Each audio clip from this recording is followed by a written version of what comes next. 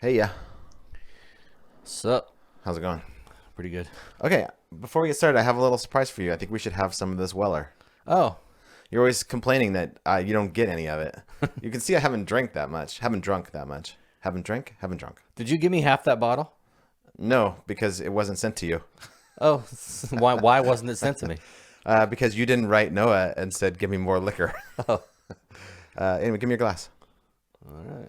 But I've probably drank out of it 4 times, Uh-huh. and you've been with me 2 of those times. All righty. And show the label to the folks at home. So this is made by the same people that make Pappy Van Winkle. It's Weller Antique 107. This stuff isn't that expensive if you can buy it. I don't think Pappy Van Winkle is that expensive if you can buy it when it comes out, but you can't. You can only buy it in the aftermarket. In the aftermarket, it costs a ton of money. Yeah, like a shot of it at a restaurant is like $80 or something. Yeah, this bottle in the aftermarket is like $400 or $500, but it costs $40. They put it out at $40. It's just gone immediately, you know. So It's like scalpers and concert tickets. yeah, kind of. Cheers. All right, cheers. I love this stuff though. It's super caramely.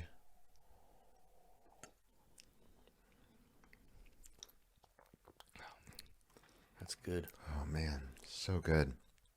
Our shots are gonna taste like shit. Hey, a Bailey's and Fireball is I don't even know if that's a thing, or why I thought it might be. I was thinking, what's the closest thing that I have in my bar to rum chata? And I thought Bailey's. yeah. So I poured half a shot glass of Bailey's and half a shot glass of Fireball. We'll find out. Yeah, You're welcome, audience. yeah. The things we do for The things we do for love things we do. for people. No, to our bodies. Ah, For our fans. yes. Like having a stroke. That was for them. That was Yeah. purely for their Yeah, entertainment. we orchestrated that perfectly. Yeah. Pulled the trigger at the right moment. So we didn't use video last time because it wasn't synced correctly once it recorded, which sucked. Nothing works ever. Yeah, nothing. You can have professionals come over, spend a bunch of money on it. Still doesn't work. The other reason we could use the video, I thought we can use the video. We can at least use the video of the interview. But you yawned a few times, and I'm watching. And I'm like, oh, that looks horrible. Oh, Like he's talking, and you're like, I thought it's showing the is when person who's talking. this is when we did it with the Zoom. So he wasn't on. It was just us the whole time. And I ruined it. Yeah, and you're just like, Yeah. Then when's this? I'm like, oh god. But it was it. You didn't yawn because it was boring. You just yawned because you probably got up earlier than 9 a.m. or something. Yeah, yawning is not due to boredom. It's due to lack of sleep. Yeah. Like just because like somebody could be telling an exciting story doesn't mean I got more than 4 hours of sleep the night before. And also, Vicky told me that empathetic people yawn when somebody around them yawns. So you know how yawning is contagious. Yeah. Supposedly that's also some kind of sign of empathy. So Dude, remember Ray Comfort used to have that Yawnese tape? Ray Comfort, who if people know who he is, he's the guy who works with Mike Seaver he's to the save New people. Zealand. He's the Kiwi itinerant evangelist. Yes. Around the beaches in California. And back in the day, he used to sell this tape that was meant to be a cure for insomnia, and it was just like 30 minutes of people yawning. Oh my god. Yeah, that's pretty funny. What's crazy is that you can cause somebody to yawn over the phone. You ever Yeah. that happened to you? Like, like someone's in California, they're talking to them on the phone, they yawn, and then all of a sudden you're yawning. I'll drive by somebody, dude, like who's driving the opposite direction as me, and he's yawning, and I'm like, I'm not gonna do it. And I just can't. I have to yawn. It's weird. Has that really happened to you? Yeah, Oh, really? Yeah. So you're a very empathetic person. probably. Yeah. Dude, I got $100 tip last Yeah. night. That's pretty cool. Yeah. So this chick, Sarah. How much do you get in tips per night on average? It's like $120, right? Or $140. Around there. So this is huge. This is like almost your entire night in tips. Well, I took home my grand total yesterday. My grand take home, $103. $125. Okay. Because it was just we're snowed in here. It was totally dead. Yeah. I was supposed to work a 12-hour shift, but I left after 8. I actually left after 7. Oh no, this chick Were you Sarah. supposed to work late, or did you start early? I was scheduled 11 to 11. Okay. But it pissed me off because it's like we've lost 2 day shift people, and so they're basically conscripting swing guys occasionally to work 11 to 11 to make up for that. And it's because they can't hire anybody to work days because no one wants to, because they don't pay anything and they don't make any tips during the day. So it's like, pay the day people more. Like, you know, we make below minimum wage as it is. Pay day people more. What they're going to do if you're not careful, though, is pool tips. And you're going to end up sharing your tips with the people who work in the morning and the day shifts. No, we've talked a lot about that. They would never do that because no one would want to work swing or grave anymore. Right. Because, I mean, I don't like working days, but most people would want to work like 7 to 3 or 9 to 5. Yeah. If they make the same in tips as anyone else, then why am I working 3 to 11? You know, why am I working 6 p.m. to 2 in the morning? Well, so there'd be mutiny, you know. I wouldn't mind. Here's the socialist in me. I was telling my boss this. I'm like, I wouldn't mind pooling tips within a shift, like not across all shifts, but like all the tips that are made between 3 p.m. Until you get a $100 tip, then it sucks. Right. Well, I've never gotten a $100 tip before. Everyone else has. Okay. But I never have. What's the most you had gotten before this? Well, the other day, one of our guests who tips us really, really well all the time, he meant to give, because sometimes he'll come to the, he won like 96,000, you know? Yeah. And so he comes to the, I want to win 96,000. I know. He comes to the window when he's leaving and he's like, how many people are working?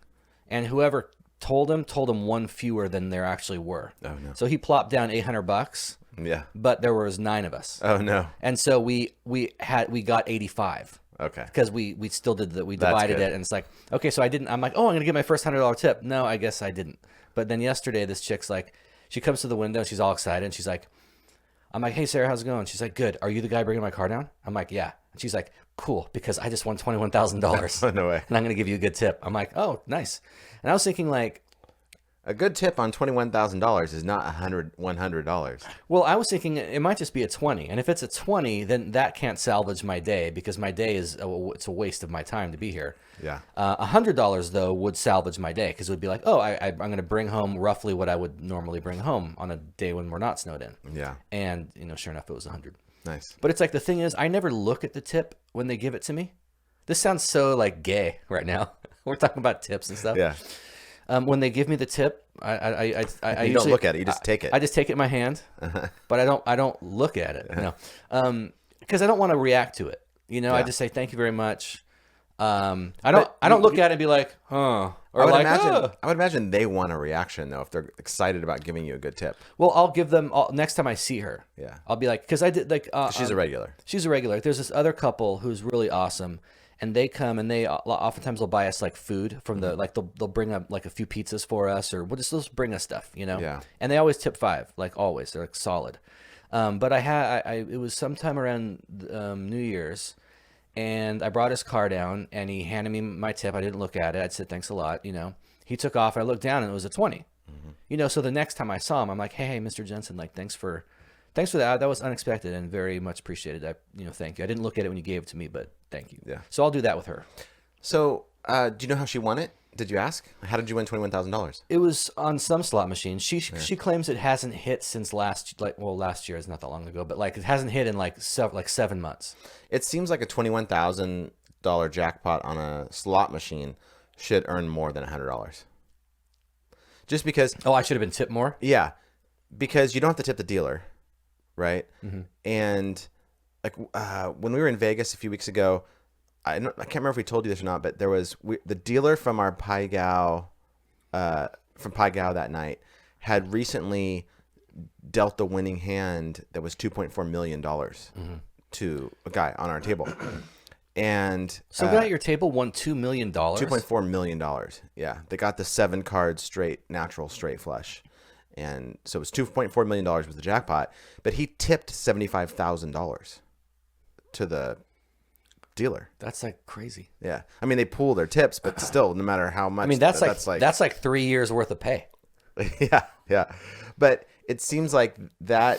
I mean, that's still not 10% or whatever. I don't know what the going rate is for tipping. You know, I lately have been thinking that tipping at a casino shouldn't be done till you're done at the table.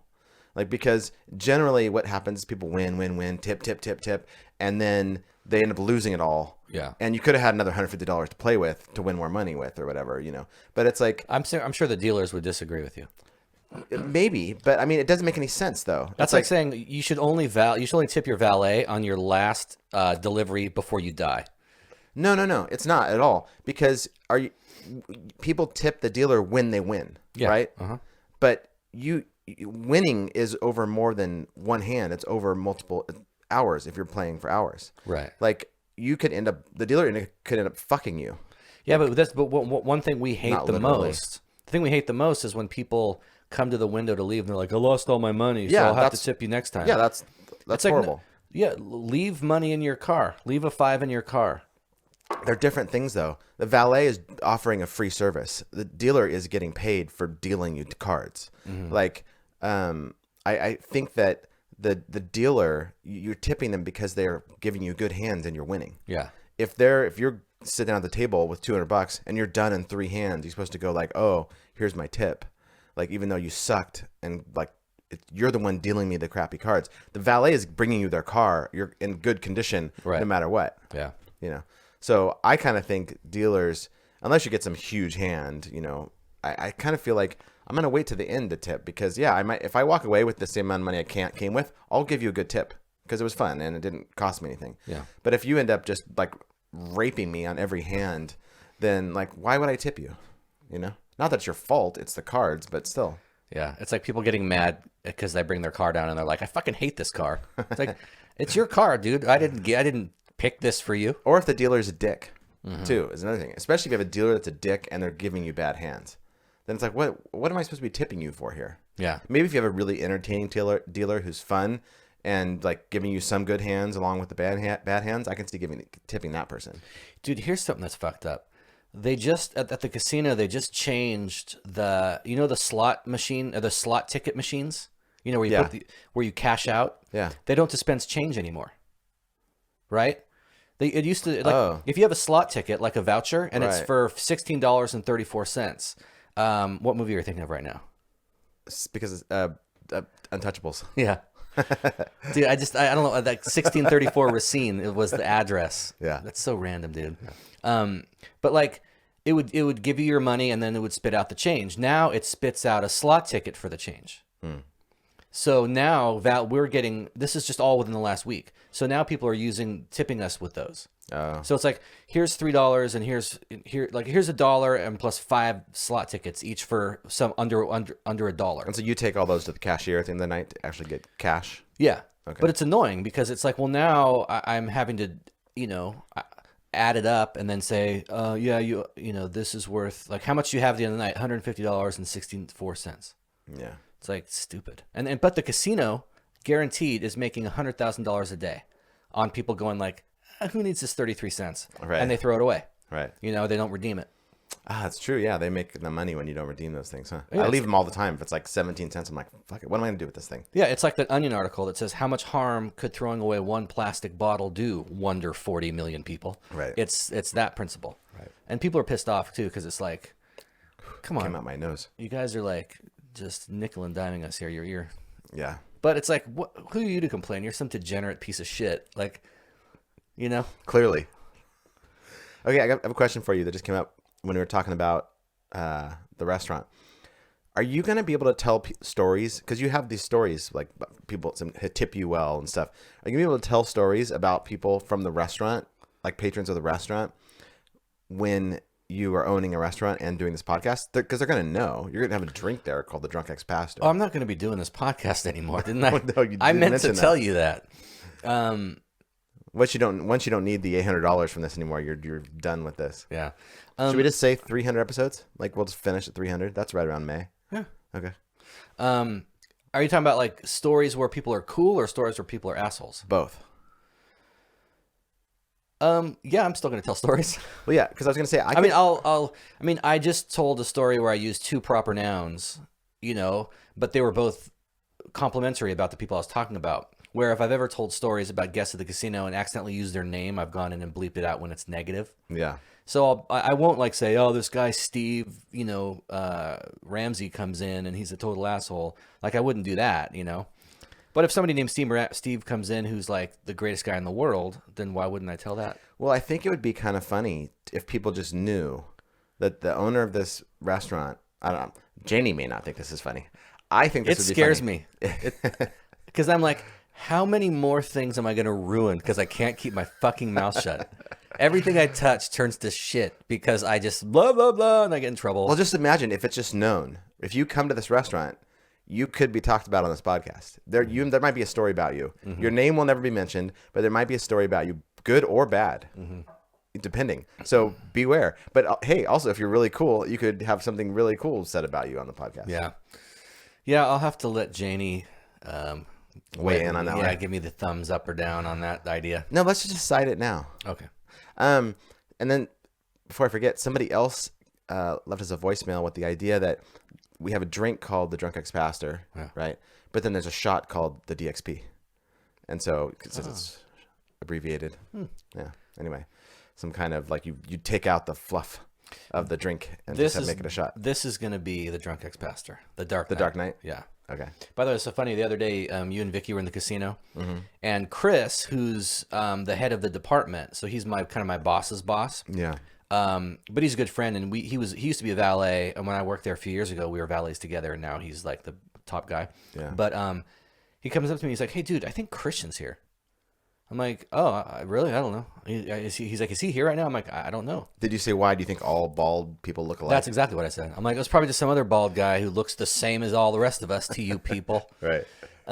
He's like, "No, I don't really know what he looks like, but I've just seen like, your guys' stuff, and so I think that's him, and it turns out it was you." Yeah. Got a big clap on the back from you in your yellow and black jacket. Yep. Yeah. Pai Go's really fun. I just don't like losing. Isn't that true of anything? Yeah, but Vicky's not playing the slots anymore. She's doing tables because she can go play with a couple hundred bucks, and half the time at least walks away with like the same amount. Well, not half the time at least. I would say 49% of the time walks away with what she started with or a little bit more. And then when she loses, it's not that bad. But like slots, you can sit down and lose $200 in 5 minutes playing max bet. You're not even playing.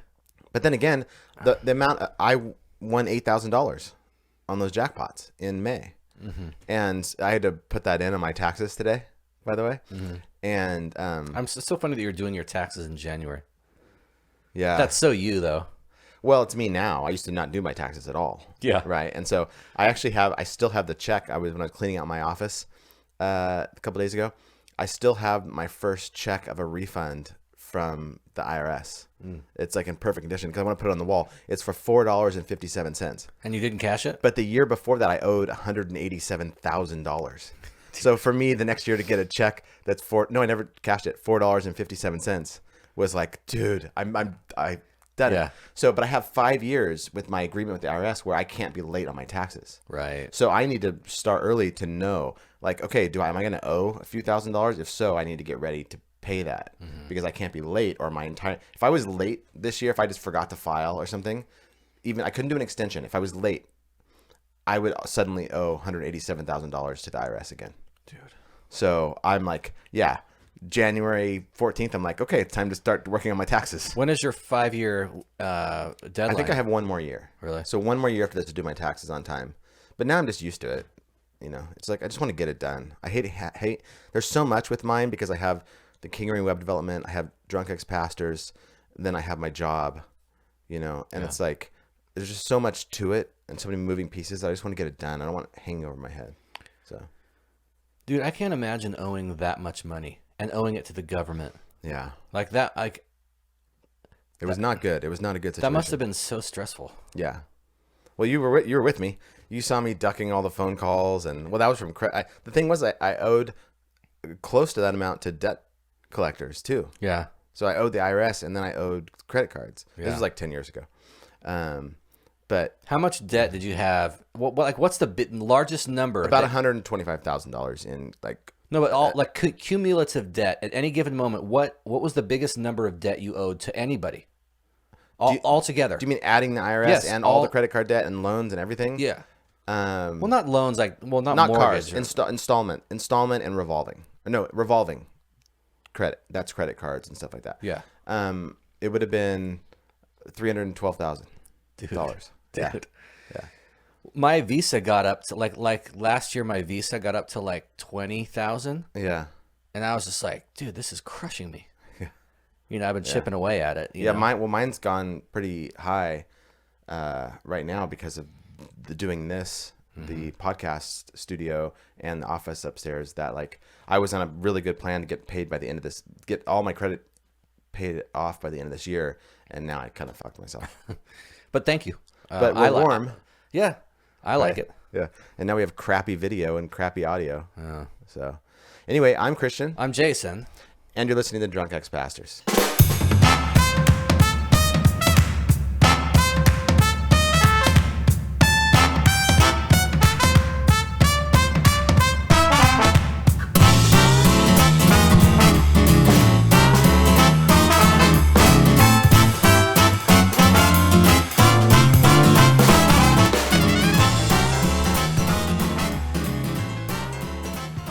Finish my last little sip of Weller. Yep, I finished mine. That's good stuff. Yeah, it's really good. Yeah. We got a shot to do, don't we? Yeah, we don't have any new patrons and no PayPal donations, but we have a shot because we've been shared like 6 times by people on our Drunk Ex-Pastors page. Oh. And people seem to like the interview with Dave Warnock that we put out last week. Yeah. Somebody said it wasn't working for them, but I chalk it up to them. It was an elderly French woman. Yes. So, yeah. A lovely elderly French woman. Yeah. But I wrote her back and said, yeah, it's working. I think this might be, try again. You know, maybe make sure internet is on. Yeah. Love you, Nicole. Did she listen? Anyway, this is a shot. We have no idea if it's going to be any good at all. Thanks to everyone who shared our podcast. Yeah. And who listens. We appreciate you very much. Are we going to clink? Oh, yeah, sure. Can we reach? Clink. Clink. Clink. All right, down the hatch.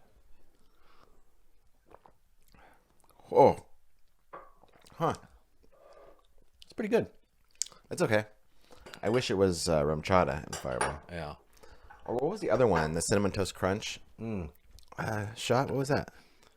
That was rum chata and Fireball. It was? I think so. Or Okay. a BSB or something. Okay. I'm gonna get us some of that BSB 103. Dude, so first of all, did I ever ask you what you thought of the movie Babe on the podcast? Did we talk about that? Yeah. Okay. Secondly, you and I were just talking on the way here on these extremely snowy, icy roads that we were driving on about Prometheus and Alien Covenant. Oh, yeah. Because you are not a horror guy at all.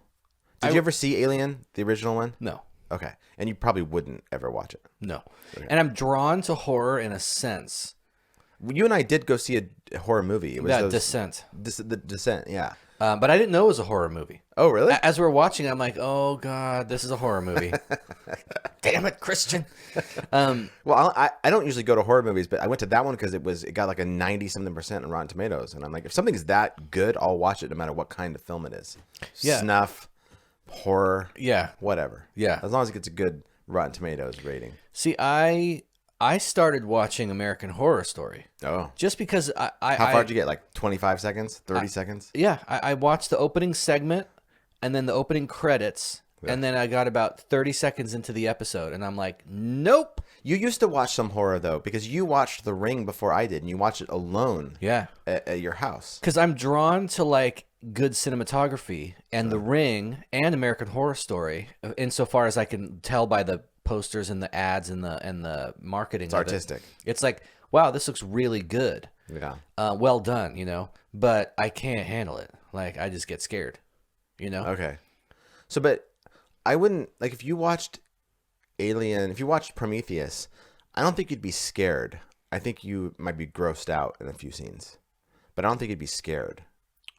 It's not that. There's a couple there's like maybe 1 or 2 jump scares, but it's not like it's not bad like that.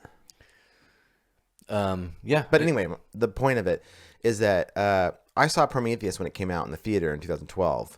So Ridley Scott directed the original Alien. I think it was in 1979, and of course it's iconic for the alien popping out of the guy out of John Hurt's chest on the dining table, and then scurrying off and then killing the rest of the crew. And it's a pretty creepy movie, but it's also like sci-fi, kind of hard to explain. Then James Cameron came along and did Aliens in the 80s, and Aliens is just a super cool, good action sci-fi flick. It's not as much horror. Is that the one with Sigourney Weaver and Bill Paxton? Yeah, I was gonna say. And the guy from Mad About You. Who's the chick that we love? Winona Ryder. No, that's Alien Resurrection, which is the 4th one. Okay. So, but Paul Reiser's in it from Mad About You. He's in Aliens. Bill Paxton, Sigourney Weaver. Anyway, that's like a cool sci-fi action movie. But then Alien 3, I thought was just awful. And then Alien Resurrection was pretty awful in my opinion. But then, those were all in the late 80s, early 90s, I think. And then Ridley Scott only directed the first one, Alien. But then he put out Prometheus in 2012, and he kind of like reinvented the story of it. So he planned 3 prequels, because these go back in the prequels: Prometheus, Alien Covenant, and the next one, whatever it's going to be called.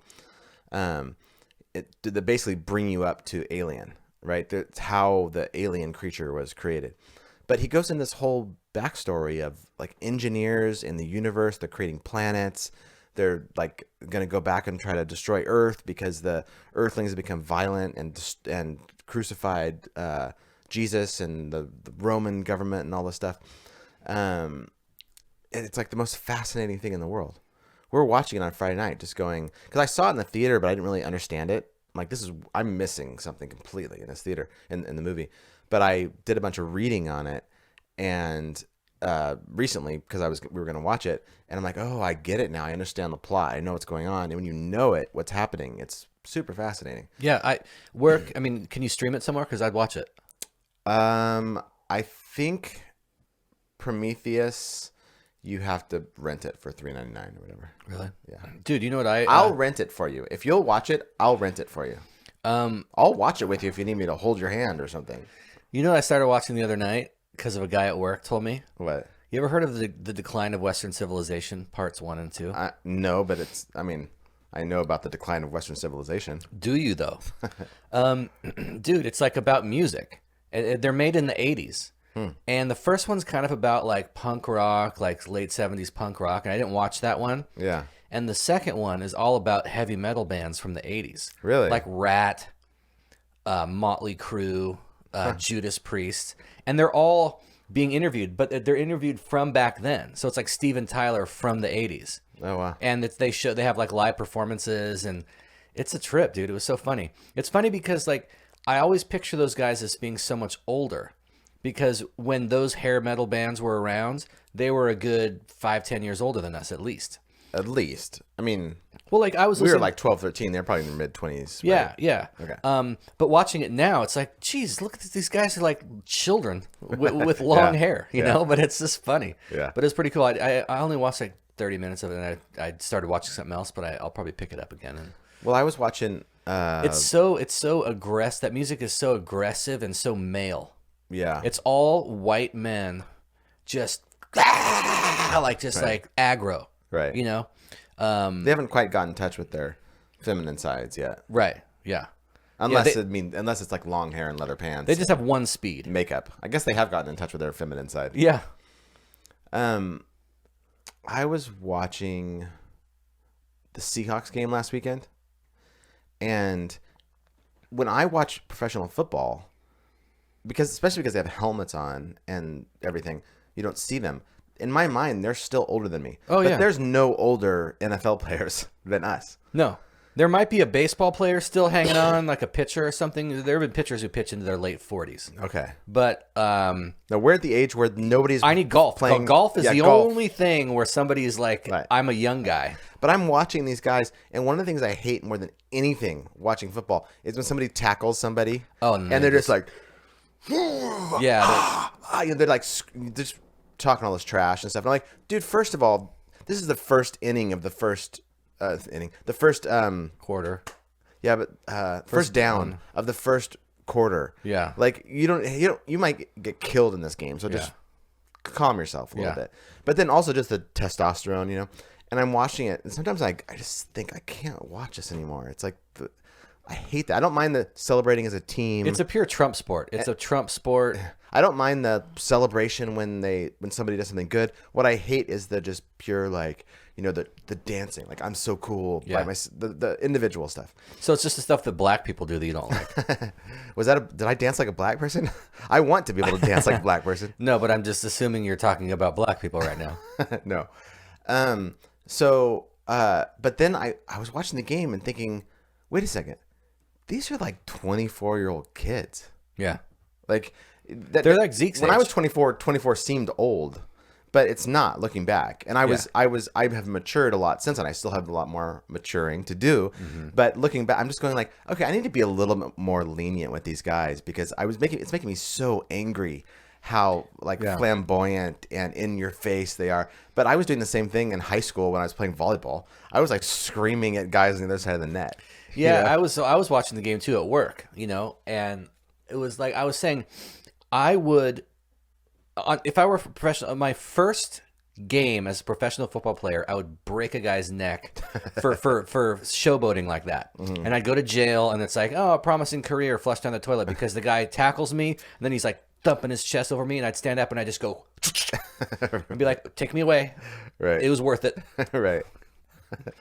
Yeah, it's pretty maddening. But then I'm like, these guys are young. Yeah. I wonder, there's got to be like, my hope is that these guys look back in 20 years and go, oh my God, like I can't believe I did that. Yeah. You know? It's funny because one of my professors in seminary, Daryl Hart, he was the guy that Dan Koch was talking about. Yeah, you interviewed him on the first podcast I listened to of Dan Koch. Yeah, and he was talking about, I think this was back when, this wasn't it was after seminary because it was around the time Tim Tebow was a big deal. Yeah, and he was talking about Tebowing, and he was talking about what's the proper Christian response to like scoring a touchdown. And he's like, doing the flamboyant dance and the, you know, showboating, and you know how they would like stash a cell phone by the goalpost, so they'd score a touchdown, they run over, they pick it up, and they make a call. Oh yeah. He's like, that's, you know, but also the bowing and sanctimonious like moment of prayer and praise thing that Tebow did is wrong too, because Jesus says don't pray in public. That's why Daryl Hart is against prayer like before a meal at a restaurant. He's like, what the fuck are we doing? We're a bunch of fucking evangelicals? Everybody's yeah, and you're drawing a bunch of attention to yourself. Yeah. Everybody around you is going like, what the fuck are they doing? Yeah, and the waiter comes up and you're in the middle of like praising Jesus. Yeah. So Daryl's whole thing was like, no, the proper Christian response is to toss the ball to the ref and jog back to the bench and sit down. Just don't do anything. Like, don't praise anybody. Yeah. And don't make fun of anybody. Yeah. Just cut it out. So I have 2 posts in my memories from today that mentioned Tebow. Oh, yeah. I have a bunch, dude. A bunch of Tebow stuff's coming up in my memories. One is, focus on the family commercial during the Tebow game should have gone to John 3:18, where billions of people are cast into an eternal torture chamber created by God. And then I quoted the verse. And then the other one is 50 Tebow posts on my wall this far into a Broncos game. Where did the Tebow fans go? Because I think this was the year. This was January 14th, so this was the year I think that like they were getting killed or something. I don't know. Yeah, all mine were sarcastic. All my Tebow posts were like, something about like I love the fact that my religion is now valid because an athlete talks about Jesus in public, so now it's okay to believe this. Yeah, now it's cool. I have one from December 18th, 2011, and the quote is, my God, why have you forsaken me? Tim Tebow, because I guess he was getting killed. I lost the playoffs. Why do you have that? How do you find that? Dude, I just figured out how to do this today. Because you sent me something. You sent me something. I knew because I knew I had a post about American cheese, And Yeah, I'm that, like, that was kind of saying the same thing you were saying. Yeah, because I tweeted today and I wrote on Facebook.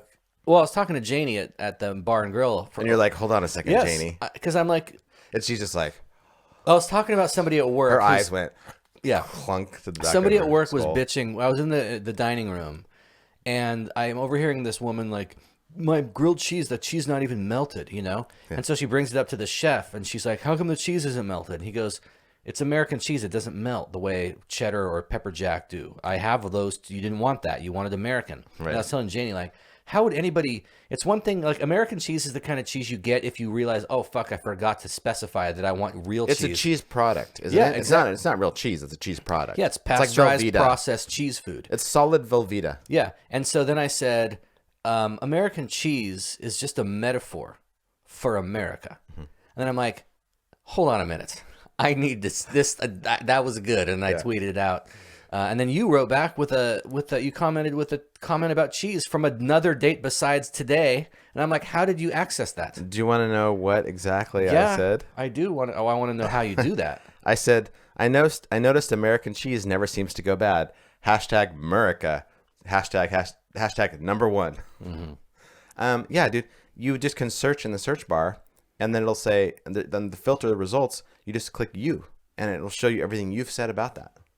I just discovered this today. Wow, it's pretty cool. Can you do it on a phone or just on a desktop, or just on the web?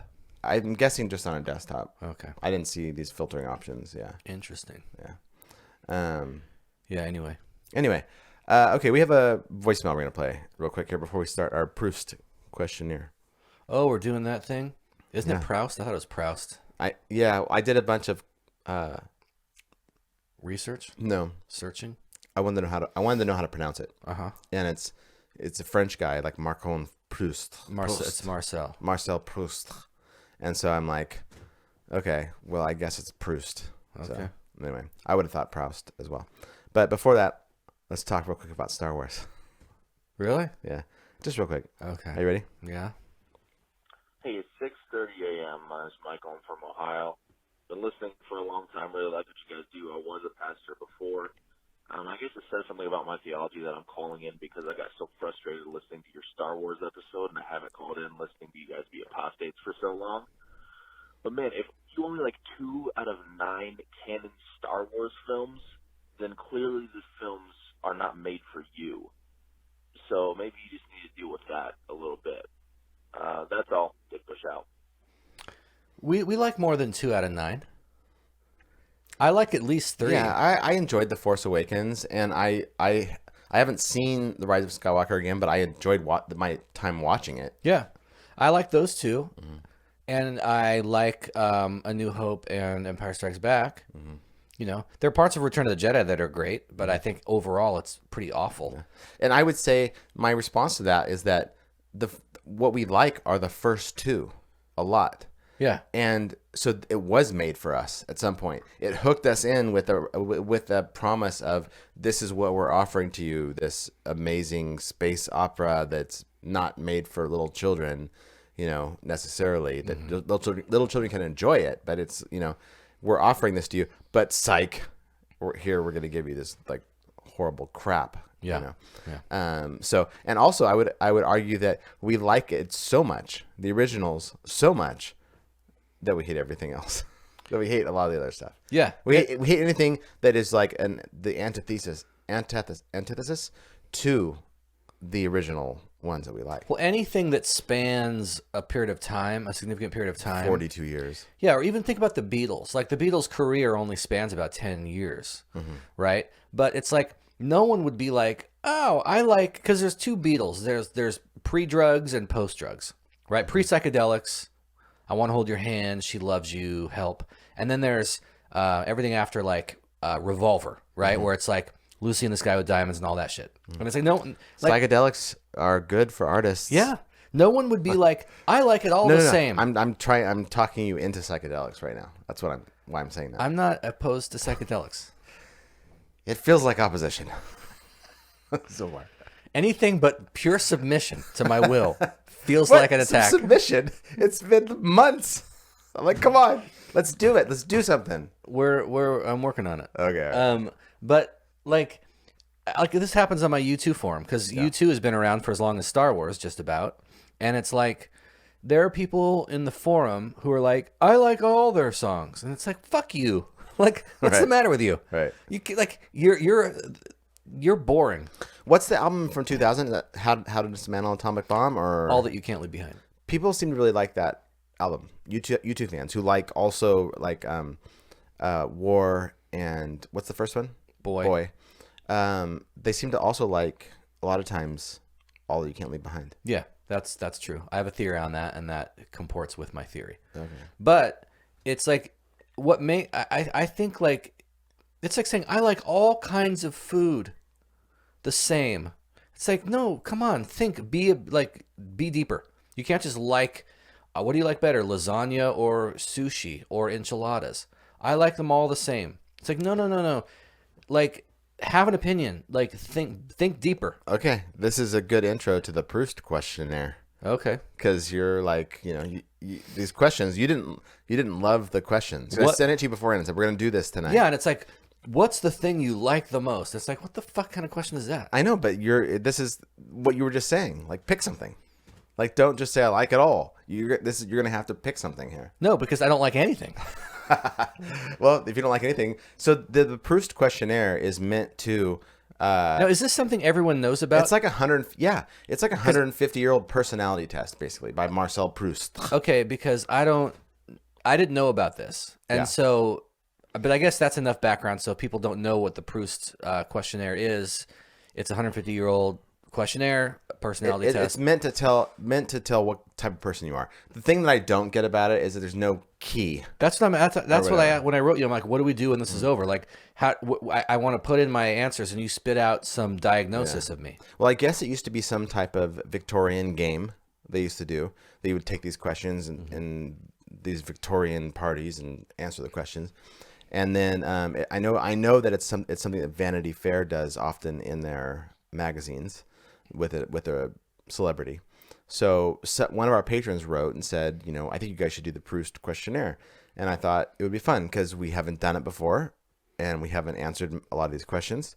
And right when I was looking at it, I sent it to you because I didn't want you to be like, I didn't want to do any gotcha journalism with you. Yeah. So how do you feel? Are you okay with this? I mean, there's like 15 or 35, or what is it? I think it's 35 questions. 35. So there's no way we can get through these, but we can do a few. Probably not. But I'm going to make. We have to do half. I'm going to make this very difficult. I'm not doing it on purpose. Okay. I'm just saying that I am the kind of person who is going to make this very difficult. Well, here's what we're going to do. Okay, we're going to do at least half of the questions because So 17 and a half. we have 2 podcasts to record before the cruise. The podcast after we get back from the cruise is going to be Dan Koch's interview. And so we'll maybe divide this up into half and half of the questions. Okay. But I also want to make it so that you answer one first and then I answer it second, and then the next one I answer first and you answer second. Okay. Okay. I'm putty in your hands. Okay, you're putty in my hands. I like it. All right. Do you want to be the first one to answer this question? Sure. Okay. Question 1 is, what is your idea of perfect happiness? Oh my God. It doesn't have to be a one-word answer. It can be, you can say like, this is my, if I was going to be in a place where I was perfectly happy, this is where it would be and who I'd be with and what I'd be doing. My idea of perfect happiness is I don't have to worry about earning money. I can either earn money by doing what I love, whether that's operating a restaurant or writing or speaking, or I just don't have to earn money at all because I have a bunch of it somehow. And I'm just sort of living somewhere kind of communally with all of my friends and So me. you. Just kidding. And traveling a lot. That's perfect happiness right there. Okay. Yeah. I'm similar in that I think I would be, I don't know, when I had 6 weeks off because of the stroke, I wasn't bored for a single minute.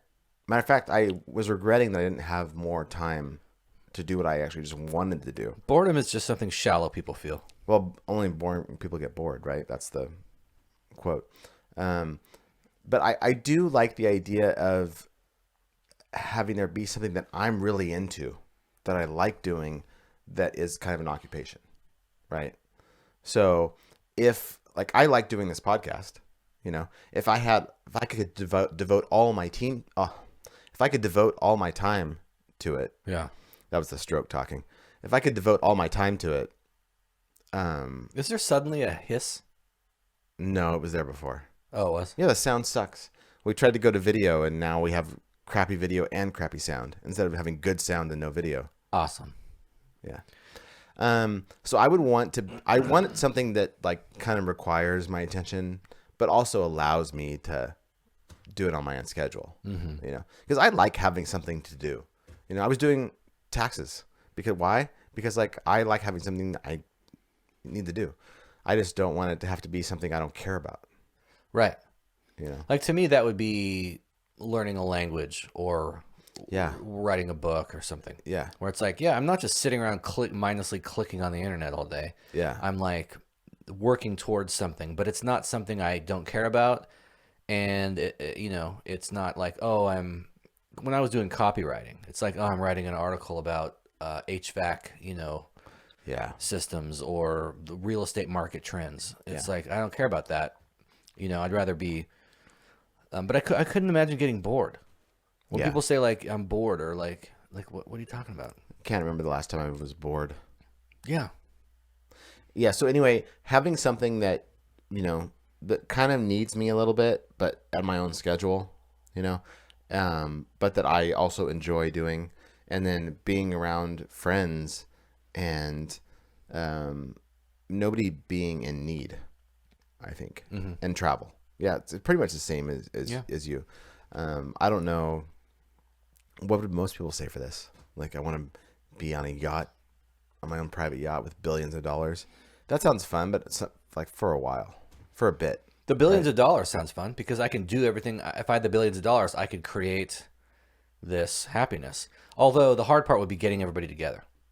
Yeah. Like getting all the people that we want to live with, my brother, Michael, you know, our kids, whatever. I'm more and more convinced that much money creates more problems than it actually solves.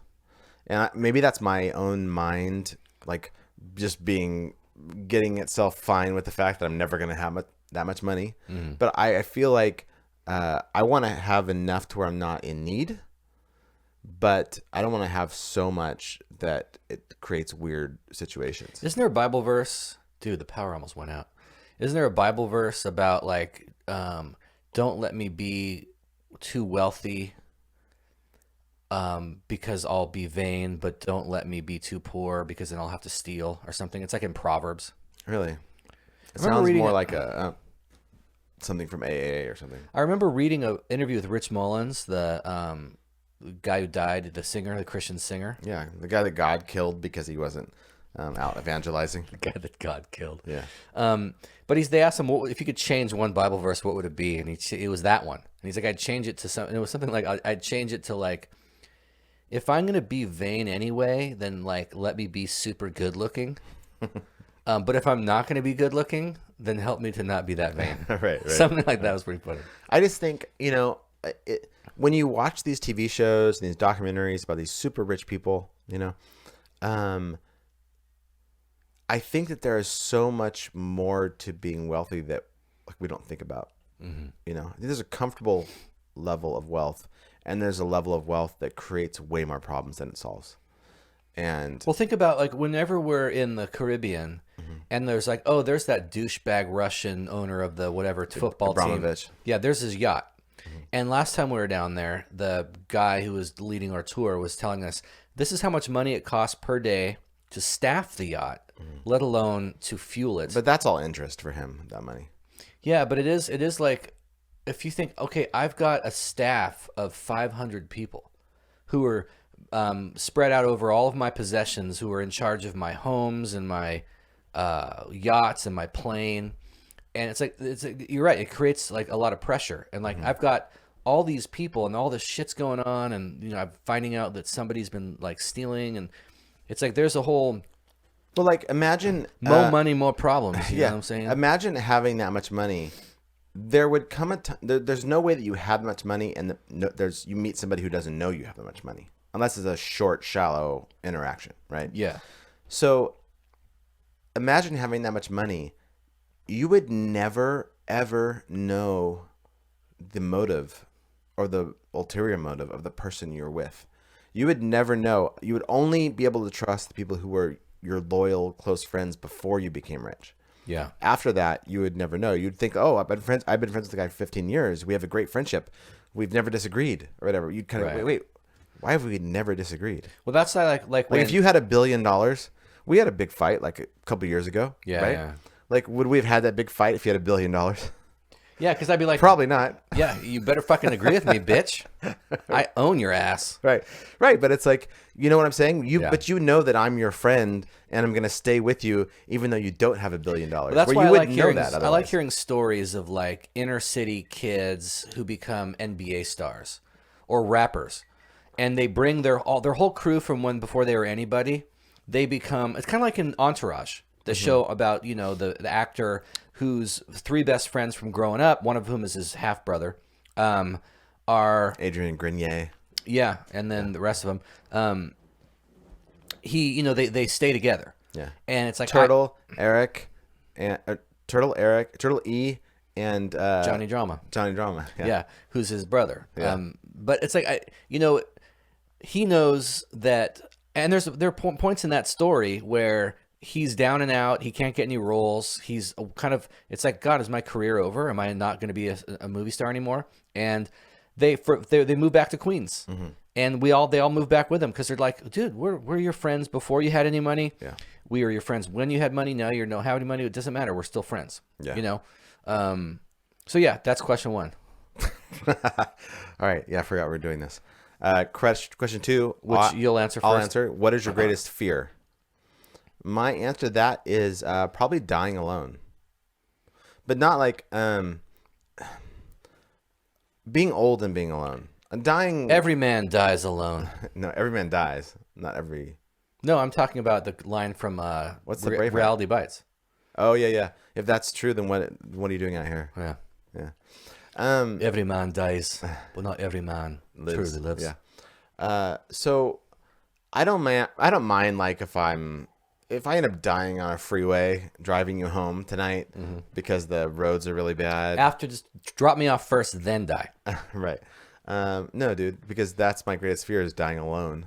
We should die together. My biggest fear is my best friend dying and fucking up my time to go home and watch TV with my girlfriend. Because it's going to cut a bunch of fucking red tape I'm going to have to deal with. That's how much your desire to do that at night affects me, is that I partly believe you. That's the exact dynamic I'm going for here. All right. I want to keep you on your heels, keep you guessing, bob and weave. If I dropped you off tonight and drove home and crashed and died, that's not my greatest fear. But it is getting to like 65, 70 years old and I'm alone and I die alone because like without a romantic partner. Yeah, I spend the last 10 years of my life just completely alone, because I think that the whole thing that makes life worth living is having somebody that witnesses your life and enjoys it. Yeah. And I want to do that for someone. I want somebody to do that for me. And so the idea that something would happen to that person and I would end up for the last 5-10 years of my life. I think that's why people in their 80s so easily find somebody. They're 80, they find somebody who's 80 and they because they just don't want to be alone at the end. Yeah, like our genitalia doesn't work, so that doesn't matter. I don't think that's true, though. Do you like pizza? I like pizza. Yeah. Let's do this thing. Yeah. I think to me, my worst fear is ending up alone. There's a guy I work with, and I'm not going to use his name. He's about 20 years older than us. Great guy. Love him. But I say all the time, I want you to put me in charge of your life for a month because you he doesn't. I mean, he knows everybody at the casino. He's worked there since they opened, right? He used to be a table games dealer. Yeah. He used to work on Royal Caribbean cruise lines as a table games dealer, and eventually a casino manager, I think. So he's got a big network of people, but nobody, like, he doesn't have much of a social life on his days off. Okay. Like I the other day I was like, hey, have you ever been to North Bend Bar and Grill? Because he lives in North Bend. No, I've never been there. You ever been to the Black Duck? No, never been there. Or the Iron Duck, I mean. No, he hasn't been there either. And I keep trying to get him to go into Jack's where Janie works, and you know, like, dude, you're like a funny guy. What you're does he hilarious. do? What does he do with his time in general? He does some woodworking, you know, and I think he's kind of skilled at carpentry and that kind of thing. He's into that. My neighbor was staying at some like forestry cabin this last weekend, like as like a vacation with a couple of his friends. He does this every year. Yeah. I'm like, what'd you do? He's like, I built a bench. He like took this whole log, carved it down, built this bench for it. And I'm like, you're like fucking Ron Swanson. Yeah. He's like, Ron, I wish my stuff turned out as good as Ron Swanson. It's and funny. I said, in real life, he does that. He goes, oh yeah, Nick Offerman. I wish I could do woodwork like. Yeah, he builds Nick canoes Offerman. and stuff. Yeah. We were just watching the episode last night of Parks and Rec where they would go on their hunting trip, the guys, Yeah. and then Leslie crashed it, With you the know, girls. and so it became a whole And they all want to. department. They all want to come with Yeah. the girls. What are their name? What's their like name? They name themselves the girls something. They're like the I forget. Power Puffs or something. I don't know. But like, I asked him, this guy at work, I said, hey, so dude, do you want to find a relationship? Like, are you interested in, because I asked him early on when I first met him, like a year ago, I'm like, so what's the deal, dude? Do you have kids? No. You know, you ever married? No. And I'm like, and he intimated that there was like one who got away. I think it was in France, because he's traveled the world. wow. He's traveled the world on some level because of the cruise lines he's been on. Oh, nice. So I think there was like, he has somebody in the back of his head that she was kind of the one, you know, and I've asked him like, dude, go find her. Or I asked him, like, do you want to, like, what's your plan, dude? Do you want to like meet someone? And he's like, yeah, you know, I'd like to fade out with a partner. You know, ride off into the sunset with someone on the, you know, riding on the back of the horse with me, you know, like, yeah, I'd like that, you know, but it's like the whole thing of the road to hell is paved with good intentions. Mm-hmm. It's like, but dude, do it. Like, get out there. You're hilarious. You're a cool looking dude. People like you. People love you. Yeah. You know, you could easily. There was even some woman who works at the casino that I was like, in my head, I was setting her up with him. You know, I didn't know her situation. It turns out she's married. You know, so that didn't work out. But I'm like, dude, that chick who works in the Crescent Club, you've seen her, right? He's like, which one? I'm like, that one. I saw her walking. I'm like, that one. He's like, oh, that's affirmative. I'm like, dude, she's around your age, a little bit younger, but like, she's cute. You should like, you know. But then I found out, oh, she's married already. So it's like, okay, well, never mind. But like, I watched The Girl with the Dragon Tattoo the other night, and Blomquist had a open relationship with what's her face, Robin Wright, and her husband. oh yeah, that's right. I mean, he'd at least do that. Yeah. Anyway, what about you? Was the greatest your fear? What is your greatest fear? It's either one of two things. It's either Me dying. that Clearly. one of three things. Okay, all right. That's the one. Uh-huh. I think financial destitution, or finding out I'm dying of like too young. Oh, really? Like, oh, I went to the doctor, or getting cancer, or finding out I've got some terminal thing that you know. I feel like financial destitution is for sure in the cards for me. It's not my greatest fear because I just feel like, yeah, that's going to happen. Right. But finding out that I'm dying is actually not even close to my greatest fear. It's like, I feel like that would enable me to go, okay, well, I can do what I want to do now, or need to do, or like. We kind of talked about this last week. Yeah, I'm going to die in 30, 40 years no matter what. Yeah. It's happening a little sooner, but like it's going to happen anyway. I don't know. Yeah, my biggest fear is dying. I faced it a lot lately with the heart surgery and the stroke have made me think about it a lot. Like, oh, like I'm mortal. It could happen anytime. So I think I'm kind of like, oh, it happens now. Later, it's gonna happen. You know? Yeah. I might feel different. If I find out they're gonna do a Lord of the Rings reboot, and then I fucking die before it comes out, that would be a problem. Do you want them to just redo the Fellowship, or do you want them to do all of them? My I dream- mean, the dream is they keep Fellowship of the Ring the way it is, because it's pretty good. No, my dream is that this coming TV series that I think Amazon is producing, Yeah.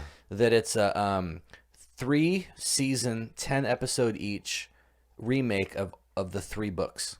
It won't be. I know it won't be because they've already said it's going to be some What's Liv prequel. Tyler's character's name in Lord of the Rings? Arwen. Thank you. We were trying to remember the other night. I never looked it up. So. So yeah, that's question 2. Okay. You're answering this one first. What is the trait that you most deplore in yourself?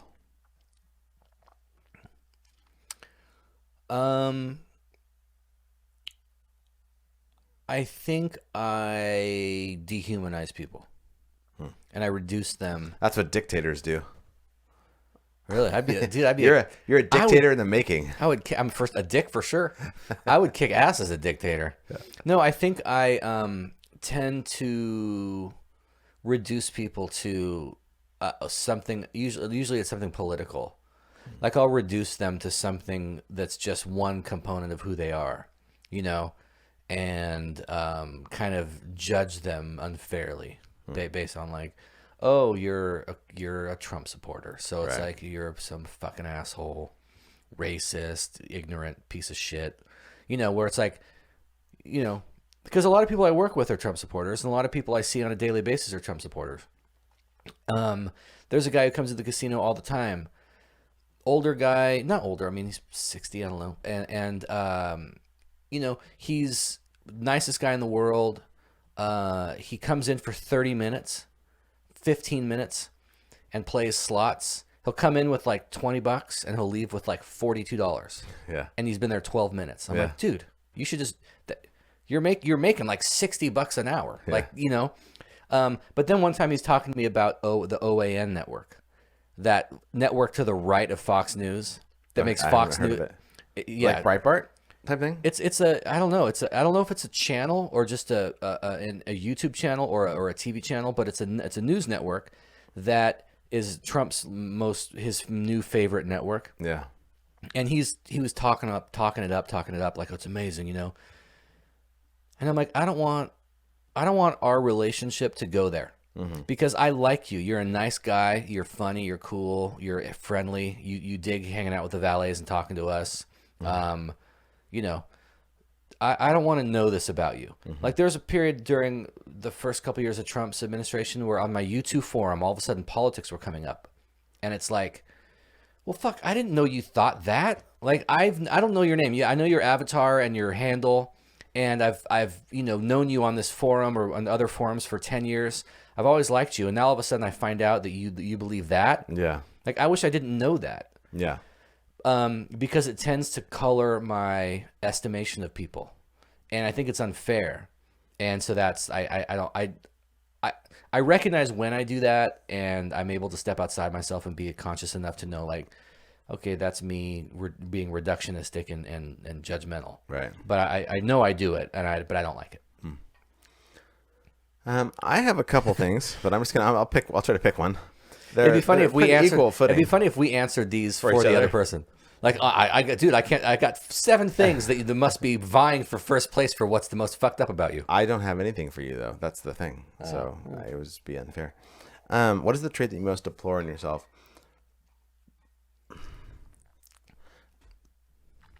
There's two things I think. One is okay. I'll just pick one.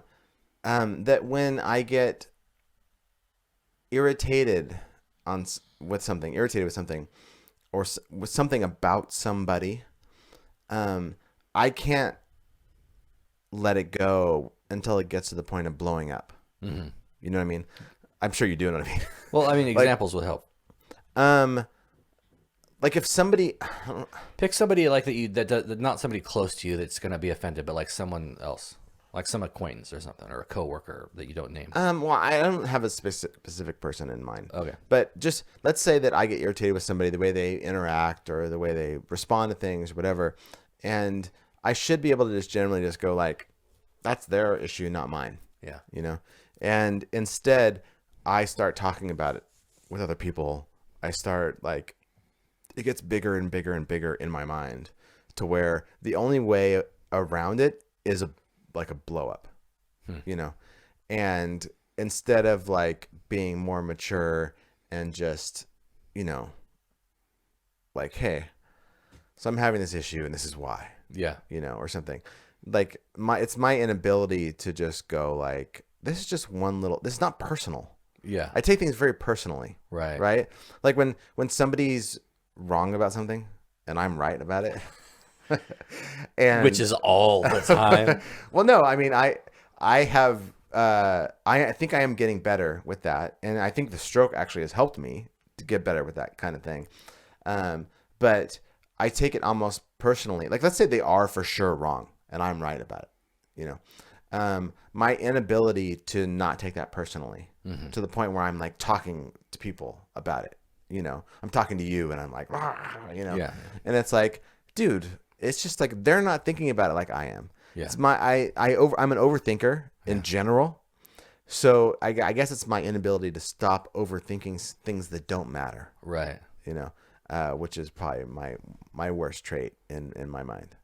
I was going to say my temper, you know, my temper as I've gotten older has shown itself less and less. So I wouldn't say anymore that's my worst trait, but you know, when I was younger and had all this testosterone in me, I would say it was my temper for sure. I feel like I'm slow to get angry, but when I get angry, it's horrible. See, I'm the opposite. I'm like, I can go 0 to 60 immediately, but it's completely controlled. I live at 45. Yeah. Or whatever. I live at 75. Like I'll like I've never sworn in front of my children. You know, I have all the time when you're not around. in front of my children. I know. I don't cuss in front of them. So I have complete control. But when I'm in a situation where it's safe, like if I'm in a car, I'm at work and I'm trying to drive this car down to deliver it to a guest, and it's some fucking German car where it's like, you know, the ignition is up here and the emergency brake is like back here. Yeah. Nothing's where it's supposed to be, and I'll just be like, fucking cut, fuck. You know, but it's like, it's fine. I've seen it. But I come down and I'm like, enjoy the rest of your day. Thanks a lot, Steve. Take it easy, man. Thank you. You know? Right. When you're talking about like, it reminded me of that scene from The Office, the BBC British Office, where they're doing employee he makes all the employees have to fill out like self-evaluation forms. Yeah. And Kevin, Yeah. the accountant, the fat guy. What's his name in the American Office? Kevin. Oh, maybe his name is Keith in the British one. Okay. Kevin in the American one. Right. My bad. But he's like, Ricky Gervais is going over what he filled out, and he's like, under strengths, you've put accounts. And he's like, yeah. But that's just your job, right? Yeah. All right. Under weaknesses, you've put eczema. There's some really funny outtakes on YouTube if you want to watch them. Because we've been on a Ricky Gervais kick lately, and I kind of want Vicky to see she hasn't watched either Office. She's seen clips or little parts of episodes here and there of the American Office. Sure. But I want her to see the British Office because it's just so much. It's so good. The humor on the American Office is great. It's hilarious. It's funny. But the British Office is way more intellectual. I would say. I think it's more emotionally powerful too. Yeah. All right. So next question, you answer first, or I do? You do. Me. Okay. What is the trait that you most deplore in others? Ignorance. Like that's easy for me. Ignorance. It's when people are arguing with me about something and you're completely ignorant of what you're talking about. Yeah. It's not that you have a good argument. I disagree with it. It's that you don't even know. You know? People who, it's like the idea, there's actually a name for it. It's like the something Kupner effect or something. I don't know what it is. Yeah. It's like, people, the less you know, the more you think you know.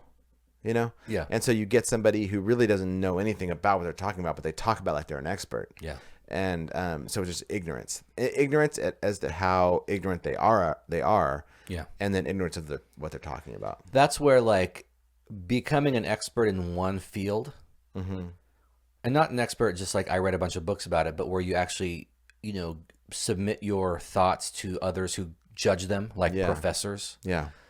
that humbles you about everything else. Yeah. Because like I remember when I started seminary, I thought I knew a lot about theology because I'd read a shit ton of books. Yeah. And I get there and I'm like, holy fuck, Yeah. I don't know anything. Yeah. And then as I start to learn, I start to realize like I will never claim to know anything about anything else because I know a lot about this area now, but I didn't know there was that much to know. Yeah. And as much as I do know, there's a lot I don't know still.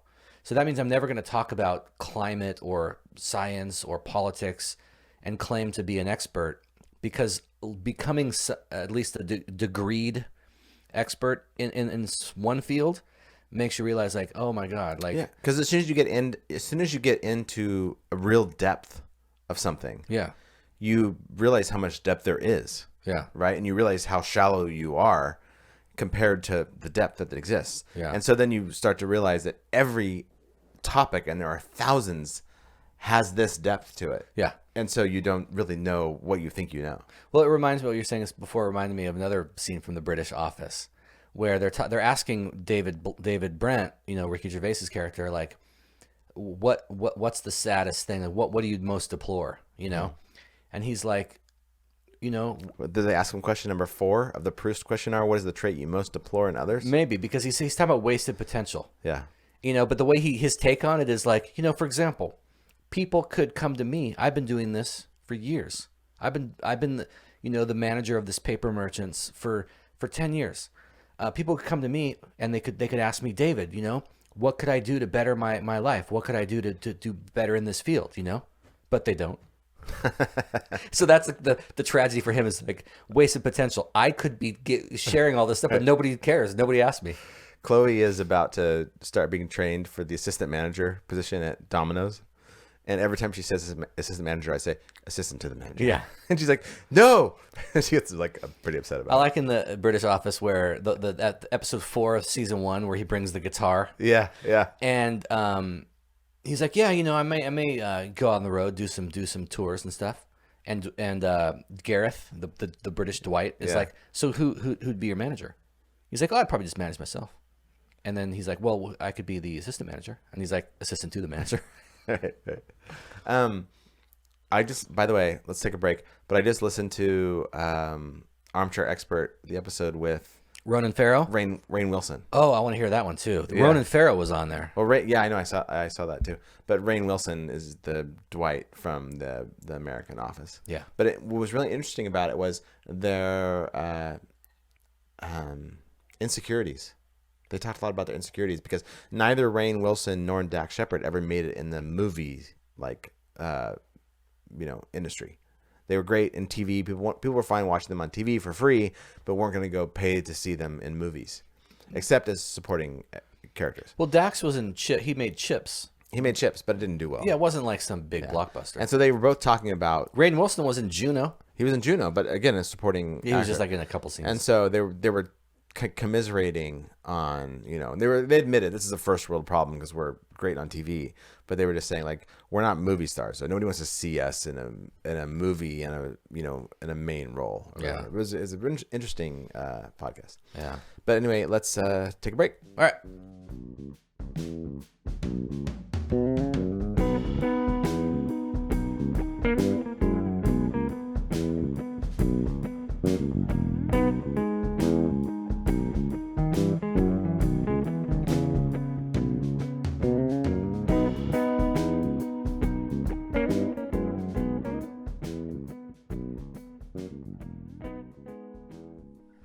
Hey, Drunk Ex-Prousters, it's Tyler from San Diego.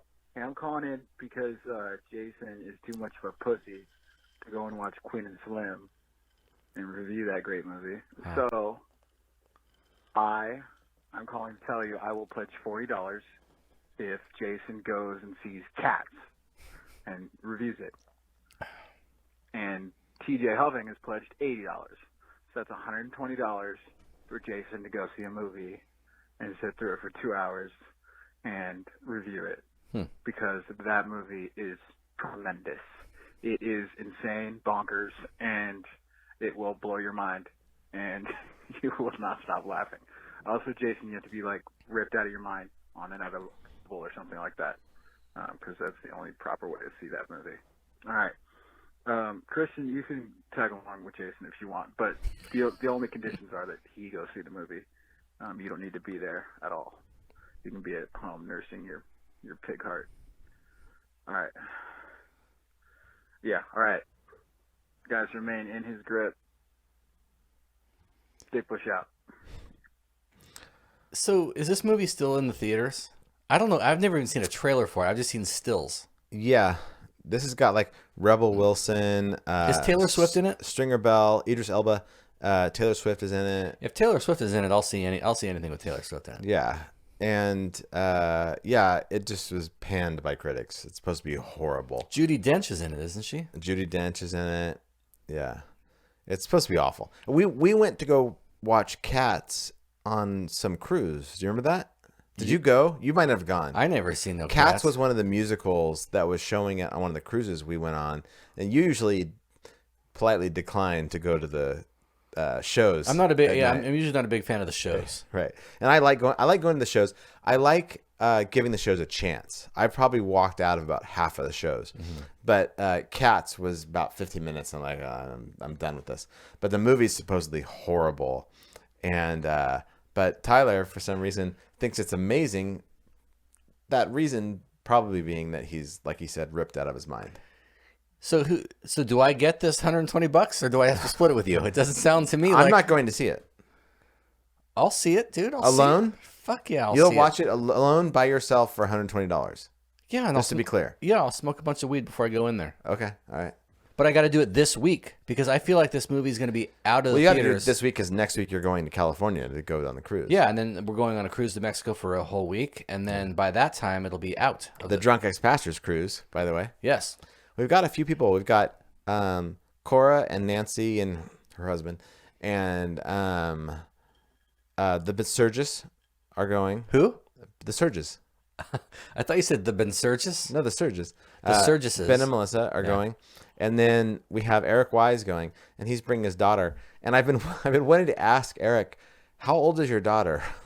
But it's just a weird question to ask. I want to know because I'm bringing my daughter, who's 18, and Vicky's bringing her daughter, who's 8. So I kind of want to know, like, are you bringing an 8-year-old that can hang out with Cleo? Are you bringing an 18-year-old that can hang out with Chloe? But I like, hey, Eric, by the way, how old is your daughter? I know I've never met you, and you're coming on the cruise next week, but how old's your daughter? Yeah. It's just a weird question. It is a weird question. Yeah. Shoot, I got to start planning on seeing Cats, I guess. Yeah. I can't wait to hear what you have to say about it because I'm sure as hell not watching it. I've never seen the Broadway stage performance of it. I don't know anything about it. I just know it's a bunch of people dressed up like cats. Yeah. The version of it that I saw on the cruise was horrible. All right. Yeah. All right. So $120. When does this come out? This comes out. What day is today? Monday? Tuesday. This is Tuesday. So this comes out on the 19th. All right, maybe in the patrons group I'll Wait, the 19th? Yeah, the 19th. Yeah. So in the patrons group I'll make it sound like I'm not seeing this thing for under $200. Even though I'm saying now I'll see it for $120. Yeah. So they'll all find out later that I was willing to see it for less. But I'll build it up like I will absolutely like You're blowing my mind, dude. By being willing to see this movie? No, by this whole time travel thing you're doing with Yeah. So. Well, good luck. Let me know what you think. All right, I'm gonna try to drum up a little bit more support though. Okay. My time's valuable. Maybe I'll go with you. Okay. But you don't get any of the money though. The money's all mine. Maybe I'll go if you drive me home. I don't want to drive. You drive. No, if I'm going to see this movie, it needs to be wasted in one form or another. No, but I'm the one who has to get wasted. No, you're the one who has to watch it for $120. I'm the one who is going to watch it for free with my Regal Unlimited pass. Yeah, but I want to be able to smoke. Fine, go by yourself. Okay. All right, let's get back to the Proust questionnaire. All right, there's no RE at the end of Proust, is there? So you don't have to do that. No, dude. Everybody who I listened to a bunch of French speakers say his name, and it was very pronounced. Proust. Really? Yeah. So, all right. You can ask Nicole about that if she can listen to this podcast long enough to hear us talk about it. Mm-hmm. Okay, question number 5. So this goes to you first. Okay. Which living person do you most admire?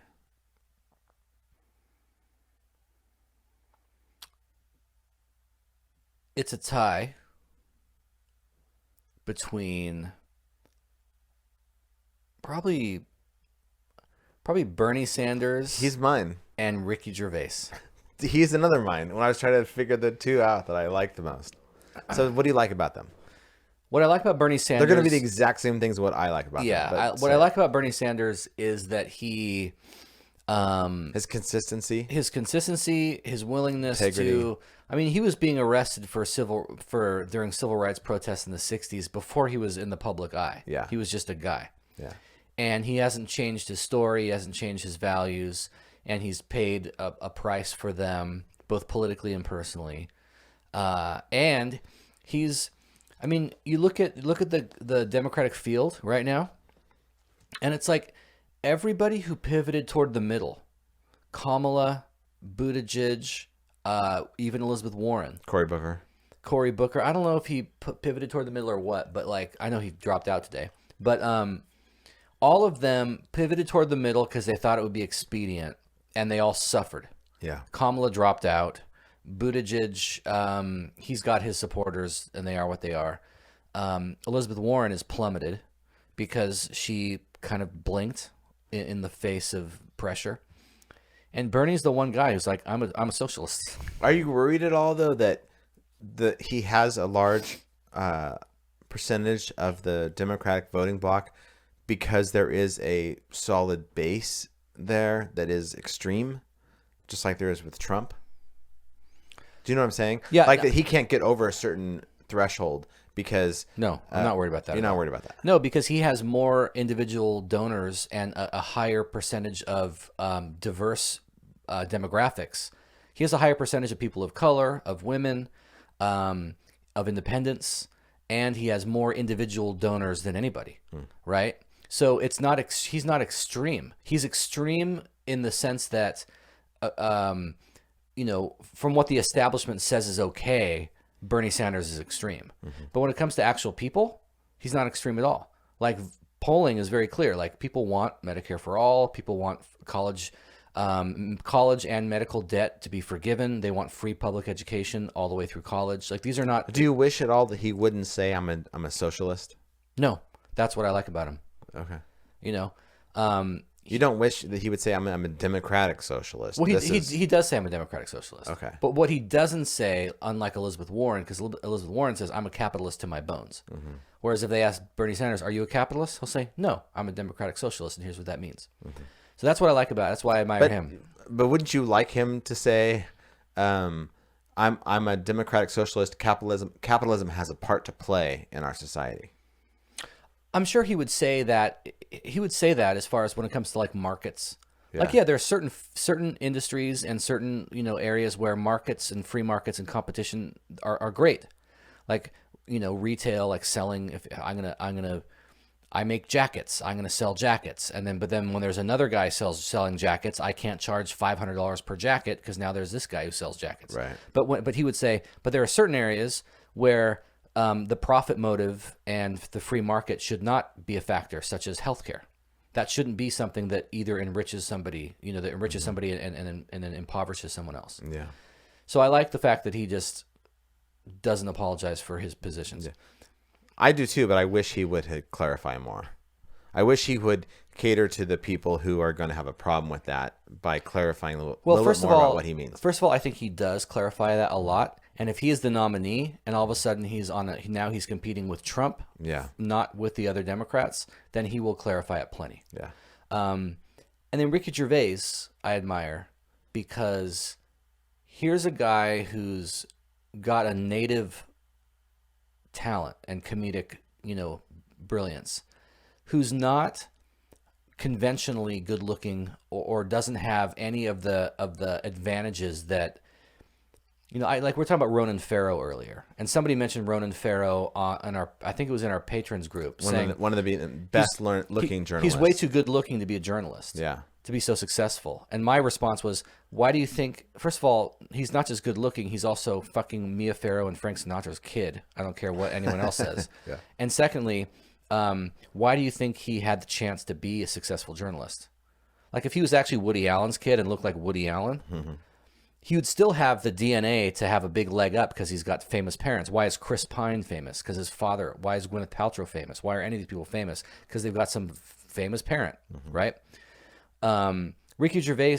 Colin Hanks is the best example of that, in my opinion. Oh my God, right. But like Ricky Gervais didn't even have any money until he was like 40. Like he didn't like have a silver spoon in his mouth and grow up in whatever the British version of Hollywood's elite is. He was just trying to make it, and then he finally wrote something that caught on. Yeah, he made The Office, which was like low budget but brilliant. And now he's parlayed that success into numerous more successes to where he's now arguably the most successful comedian of all time. But he did it with pure like motivation, and talent. He didn't have any advantages.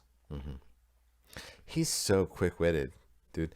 We were watching like 10 minutes of him on talk shows. It was like the quick wit of Ricky Gervais. I don't remember what it was called. Yeah. But it was 10 minutes of him just coming up with stuff on the cuff that was amazing. And like, dude, okay, I bow down to your quick-wittedness. Yeah.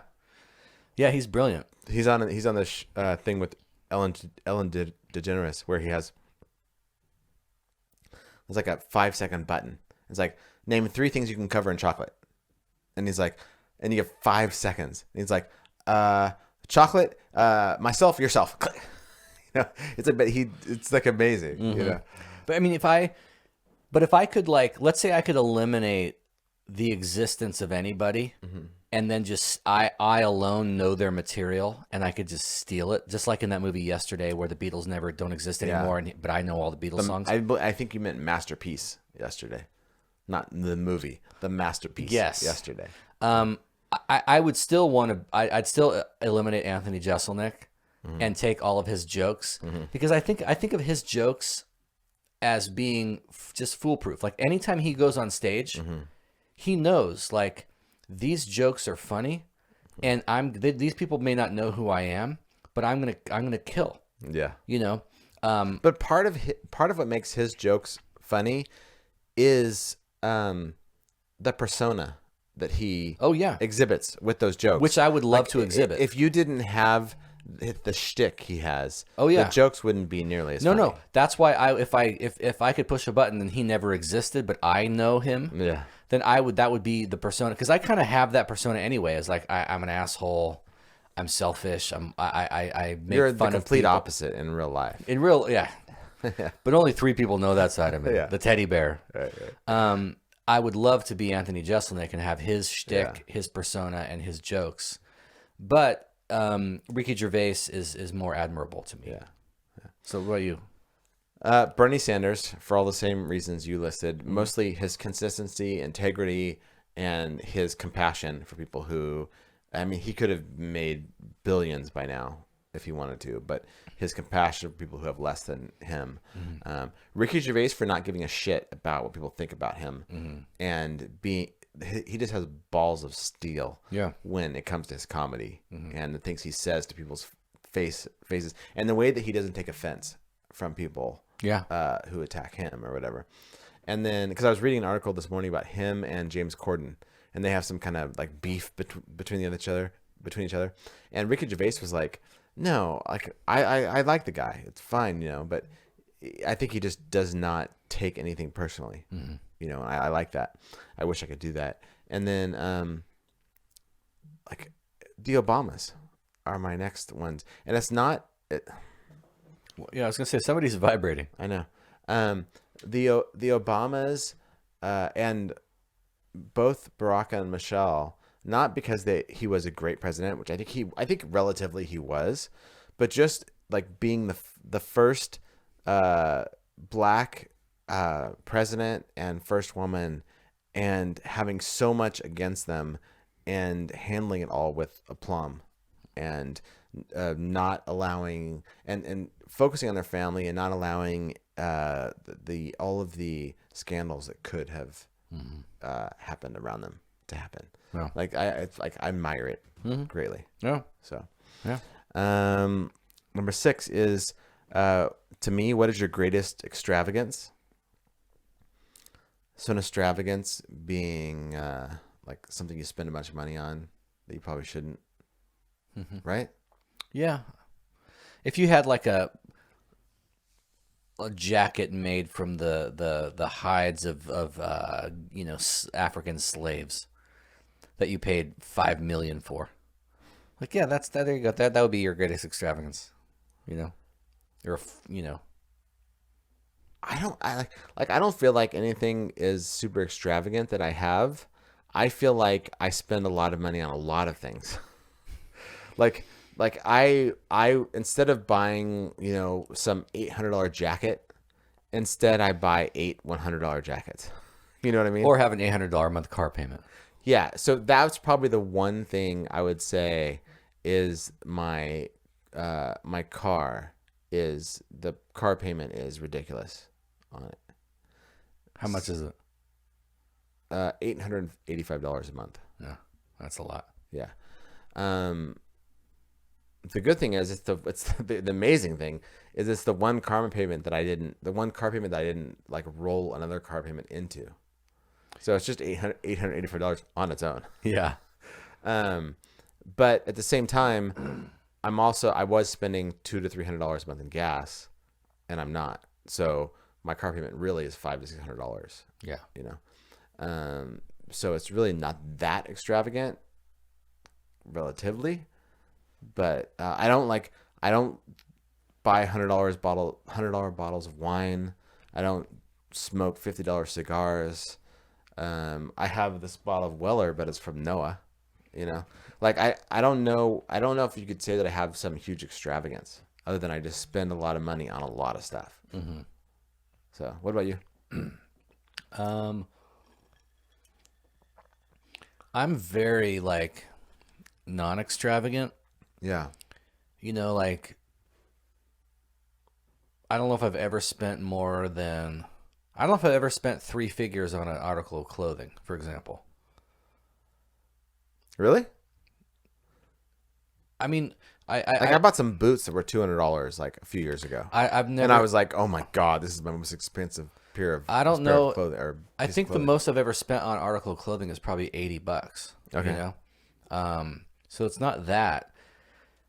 And I've never driven any kind of fancy car. Like my car payment is like $300 or $314 or something. So, yeah. I didn't quite catch that. Is that? Could you please repeat it? No, I can't. Fuck off, Siri. The thing that it thought that I said was, and I have never broke my heart. What? And then it's asking for some answer from that. Funny story about Siri. Yeah. Jane and I are having sex today. Yeah. And we're in the middle of it, and I'm like, Siri, who is this? And because we have a Portishead playing, and then it'd say, it's your mistress. No, we have Portishead radio playing, Yeah. and I was like, oh, the song is Tom. I know it's Tom York, but what fucking song is this right now? And so I'm like, hey Siri, who is this? And it was like from the Twilight soundtrack, a song called Hearing Damage. Is really awesome. Yeah. And Tom York? Yeah. And she goes, this is Hearing Damage from Tom York, And then she goes, by the way, you can now ask a follow-up question without having to say the word Siri. It's like turn follow-up on now. Or yeah, whatever. I'm like, and then Janie's like, Siri, shut the fuck up. Totally. I'm sure any objective observer, and certainly my old wife, would say that my going on cruises It's extravagant. is the most extravagant thing I do. Yeah. Because we had a conversation not too long ago, which, like most of our conversations, involves her blaming me for something or, making me feel horrible. And she was saying something like, you go on cruises a lot. Yeah. I'm like, first of all, this cruise I'm going on next week is a Drunk Ex-Prousters cruise. The cruise I went on 2 years ago was a DXP cruise. The cruise I went on 6 months ago. That's how we get around it. Was paid for. I didn't even want to go on the cruise I went on 6 months ago. It was a gift that turned out to be one of the most amazing experiences of my life, but I didn't pay for it. It was a gift from somebody. So I know, but I know anybody looking, your trip to Paris, your trip to Barcelona. I just want to plug myself here. Yeah. For giving you those trips. Although I don't think anyone would say your traveling is extravagant. Yeah, but going on a cruise is indulgent. Yeah, but other people go on vacations that other people help with all the time. Right. Right? Like I don't know about Alita specifically, but it's like, are you saying that you've never gone on vacation where somebody else helped you? They housed you, they fed you, they got you there somehow. Like that's how some of your cruises have been. Yeah. And But I think cruises are inherently indulgent and extravagant. Where it's like they're not though. Well, this Like, is why you could Bill go- Burr's But whole if you went and stayed, if you like flew down to Cabo and stayed at some all-inclusive resort there, it would be the same price as a cruise, except you see more ports and more places and be on the ocean. You know? I like Bill Burr's bit about how to thin out the herd. You know, how to deal with overpopulation. He's like, if I were in charge, I would just like sink a cruise ship every now and then. Because think about it, you're eliminating 4,000 people, and they're the worst fucking people in the world. Have you ever listened to someone talk when they just got done with a cruise? Oh my God, I was lying there, and I was shoving the food in my mouth, and they're bringing me more, and I was just drinking more. And you're like, fuck you, you're the worst fucking person in the world. I do agree with that sentiment a little bit, because I've noticed that people on the cruise are the worst complainers ever, right? Like not everybody. There are people who are just happy to be there, enjoying it. But it seems like all of a sudden people become this like, the steak you brought me was medium rare and I wanted rare. What is this? I could get better than this at some other cruise line. Yeah, send it back. Yeah. And you're just like, oh my God, dude, stop being such a diva with it. Yeah, my pleasures are mostly simple pleasures. Yeah. Sitting in front of the TV, having a cocktail, hanging out with you, hanging out with Janie, watching something cool. Yeah. Listen to music. You know, that's enough. Yeah. I was about to buy a new TV for my bedroom a few months ago. And I would say, if there's one thing I really, really, really care about buying the right thing, it's a TV. And you can get a 65-inch television for like $700 now, right? That has everything you need. But I look at these televisions that are like $3,500 that are 65 inches, and I'm like, oh my God, but it does this. It's made to be a picture on the wall. So you just leave it on with this picture on the wall all the time. Like, it's amazing, you know? Remember when... and it's 4K. It has a capability to be 8K. You know, it's like, that's probably my extravagance of the thing that I would just like, I would spend a ton of money for. This is a perfect example of like where we differ. What am I hearing? I don't know. Is your phone on? No. Oh, it's Radley up in the bedroom barking in the crate. Oh, he doesn't want to be in the crate. No, he Okay. doesn't want to be in the crate. Well, when I bought the TV that I have now, I bought it at Costco. And remember we got the guy who worked there, were like, because there was like mine's Yeah, it's a Roku television. Yeah, and then there was like some Samsung. And they're both the same size, and we're trying to figure out which was better, but the Samsung was like 200 more, and this one was only like $400. Yeah. And I'm like, I want to buy the $400 one. And the guy comes over, we're like, hey, which one? And he's like, to be honest, this cheaper one is just as good. I'm like, awesome. Yeah. And then we're setting You're it the up. salesman I've been looking for my entire life. Yeah. So you and I are setting it up in my basement media room, and I'm setting it up.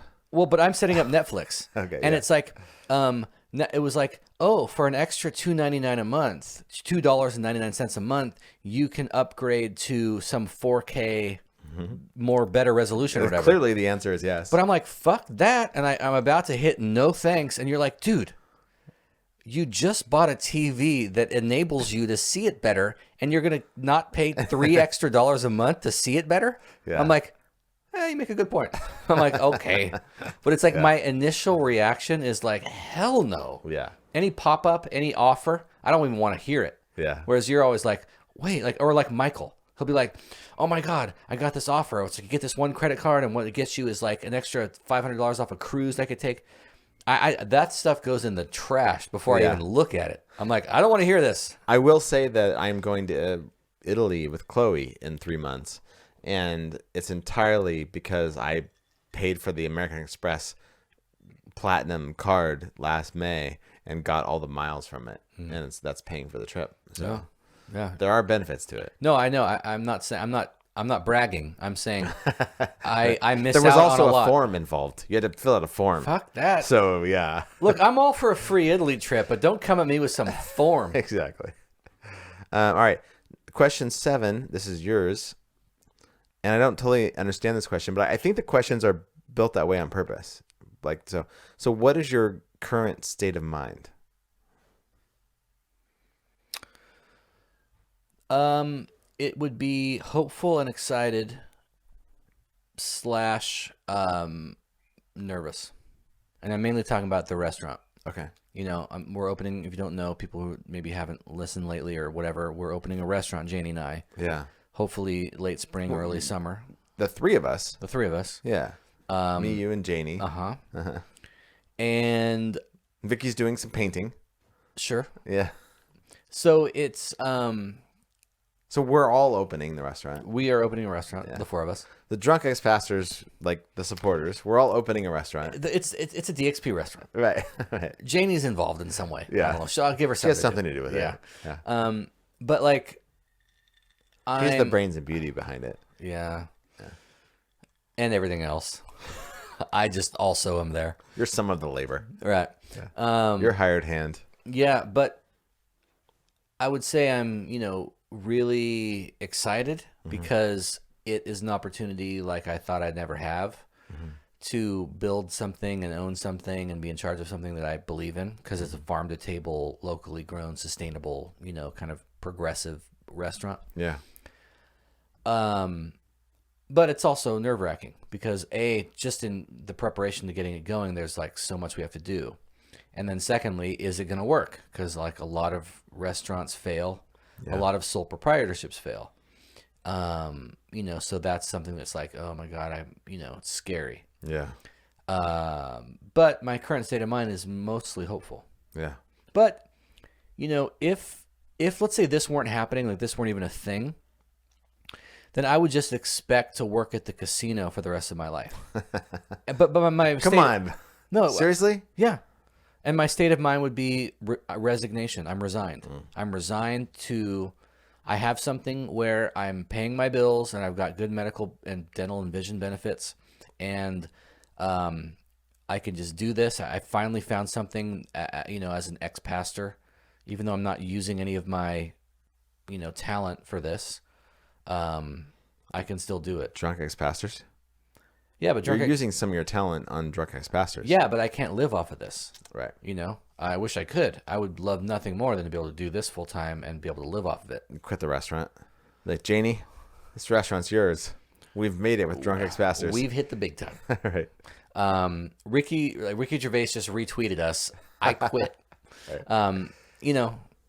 Because I was like, I'm like pretty nihilistic in many ways. No, come on. Seriously? Well, I feel like I still have a lot of resentment and bitterness over my book not taking off and Because not, it's a good book. yeah, and not being able to like parlay that exposure into the mentoring and the teaching and stuff I wanted to do. Right. Because those are all the things those are my dreams, Right. and they didn't work out, Right. So there's a lot of resentment about that.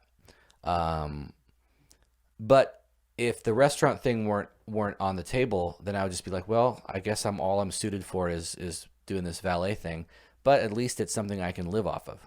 But that's not true because before you took the job at the valet at Snoqualmie Casino, there was a job open for a proposal writer at Moss Adams, which the person I was friends with there at Moss Adams said you would be suited for and be a candidate for. And your response was, I don't want to work 9 to 5. I don't want to do that. I don't want to work 9 to 5 Monday through Friday. Like, I'd just rather do this. Well, I tried twice. And I know you were discouraged by not having your applications accepted or being interviewed at Moss Adams. Yeah, because there are two different Right. times separated by a couple of years. Right. Where I applied and put myself out there. Right. But there are people our mutual friend at Moss Adams had 99 interviews or whatever before she got a job. Right.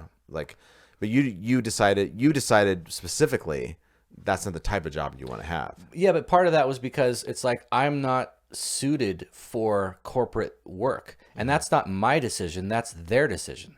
Like I've interviewed for several different corporate style jobs and I've never gotten it because I don't have the resume. As much as I try to make the case that like, oh, starting a church from scratch is like starting a business. You got to train people and identify leadership and equip them and come alongside them, but let them do their thing and then gather and rent space and set up things. It's practical. It's vision.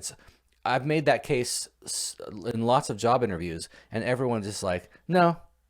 Yeah, I just think it's like more. I think you could be good at it if you wanted to do that, but I think you would rather not like do that. If I can make the same amount of money, Yeah, in both scenarios, then it's like you do. I don't want to be a corporate person, right. Yeah, that's true. Yeah. What's your current state of mind? So we've had these house projects, the podcast studio and the office, and they're finally like done. I'm completely moved into the office now. I've been able to get organized now, so it's a little bit relaxed because I don't have the money to do any more projects, and I don't have the will to do any more right now with the house. The house is old, 1910, needs a lot of work. So I would say I'm relaxed. I'm also a little bit stressed about finances after all this, but I'm also excited about the cruise. Mm-hmm. I don't know. This question to me was like, what's my state of mind? Yeah. Like, it's good, I guess. It's kind of a New York state of mind. That's a song by Billy Joel, I believe. I was thinking about New York Minute by Don Henley. I would definitely say I've never been happier in my life. Really? Yeah. I don't think I've ever been happier in my life. Okay. I mean, okay. But you can't use that as your answer because we were talking about this questionnaire, and one of the questions later on is when were you most happiest? When were you the happiest in your life? And I was saying I think we should remove the last like 5 to 10 years from that because I can do that. Because to give some perspective, because like you don't know, right? I mean, 5 years from now things could be completely different, and so but 5-10 years ago, if you just take like from 35 past, you can say when I was the happiest. And a lot of times and this will be my answer when we get to that one, it's easy to romanticize times in your past when at the time itself you were like in turmoil. Sure. But looking back, you're going like, that was the best years of Yeah. my So life. I want to know, like, I may look back on, this year in 10 years and go, this was the best year of my life. But I don't have the perspective to do that now. I couldn't look back on 2019 and be like, that was the best year of my life at this point. Right. Because things could change so drastically in 5 to 10 years, So that's what we were saying with this questionnaire. Let's like leave out the recent history. Okay. So, the state of mind. What Okay. were you saying? Yeah. What state of mind? No, I was going to say, if we get to that other question, I'll answer it as from the past. Okay. All right. Next. All right. I'm first. What do you consider the most overrated virtue? Oh, this is me. Industriousness. Okay. What do you mean? I'm like, okay, virtues. And one of them was industriousness. And like, is it really, is that a virtue really to just be industrious? Like, I'm just working all the time, getting stuff done. I'm doing a bunch of stuff. Yeah. Like, really? Because an artist wouldn't necessarily be someone you would consider to be industrious. No, I've always hated that language, or like, what's the word? Not effective, but efficient. Like, I hate that language. Like, it makes you more efficient. Like I'm not a fucking product. I'm not a machine. I like efficiency because my opinion is that lazy people are the most efficient people. Because they have to, a certain amount of stuff they have to get done. And they want to find the quickest and easiest way to get it done. And so they are efficient. Yeah, I agree with that. But when I hear efficiency, I mean like you can get more done in a day. Like you can get 16 hours of work done in 8 hours. Right. I'd be like, I want to get 8 hours of work done a week. I want to stretch that out. I don't want to, you know what I mean? Like I want to spread that out. I look at it like I want to get 8 hours of work done in an hour so I can relax for the other 7 hours. Right. I'm efficient. Yeah. Like, this is 8 hours of work for any other person, but for me, because I'm super efficient, it's an hour of work. Yeah, and part of the industriousness is the whole Industrial Revolution, which I think was horrible. Right, of course. That's what Lord of the Rings is written for. Yeah. Tolkien wrote Lord of the Rings because he's like, fuck industry. Right. Like, that's what Saruman... Fuck commerce! Yeah. Billy Walsh. Yeah. That was what Saruman was the... He was very industrious. Yeah, they were ripping down the trees and building the wheels and building the army and raping the world. Yeah. What about you? What's your most overrated virtue? Well, I'm gonna take this from kind of like the popular culture, and say, an unfiltered kind of expressive bravery. Like if you watch any reality TV, they'll inevitably be, whether it's Survivor or The Real World or The Bachelor, or any show that's like unscripted. There'll be some character or some cast member who I just say what's on my mind.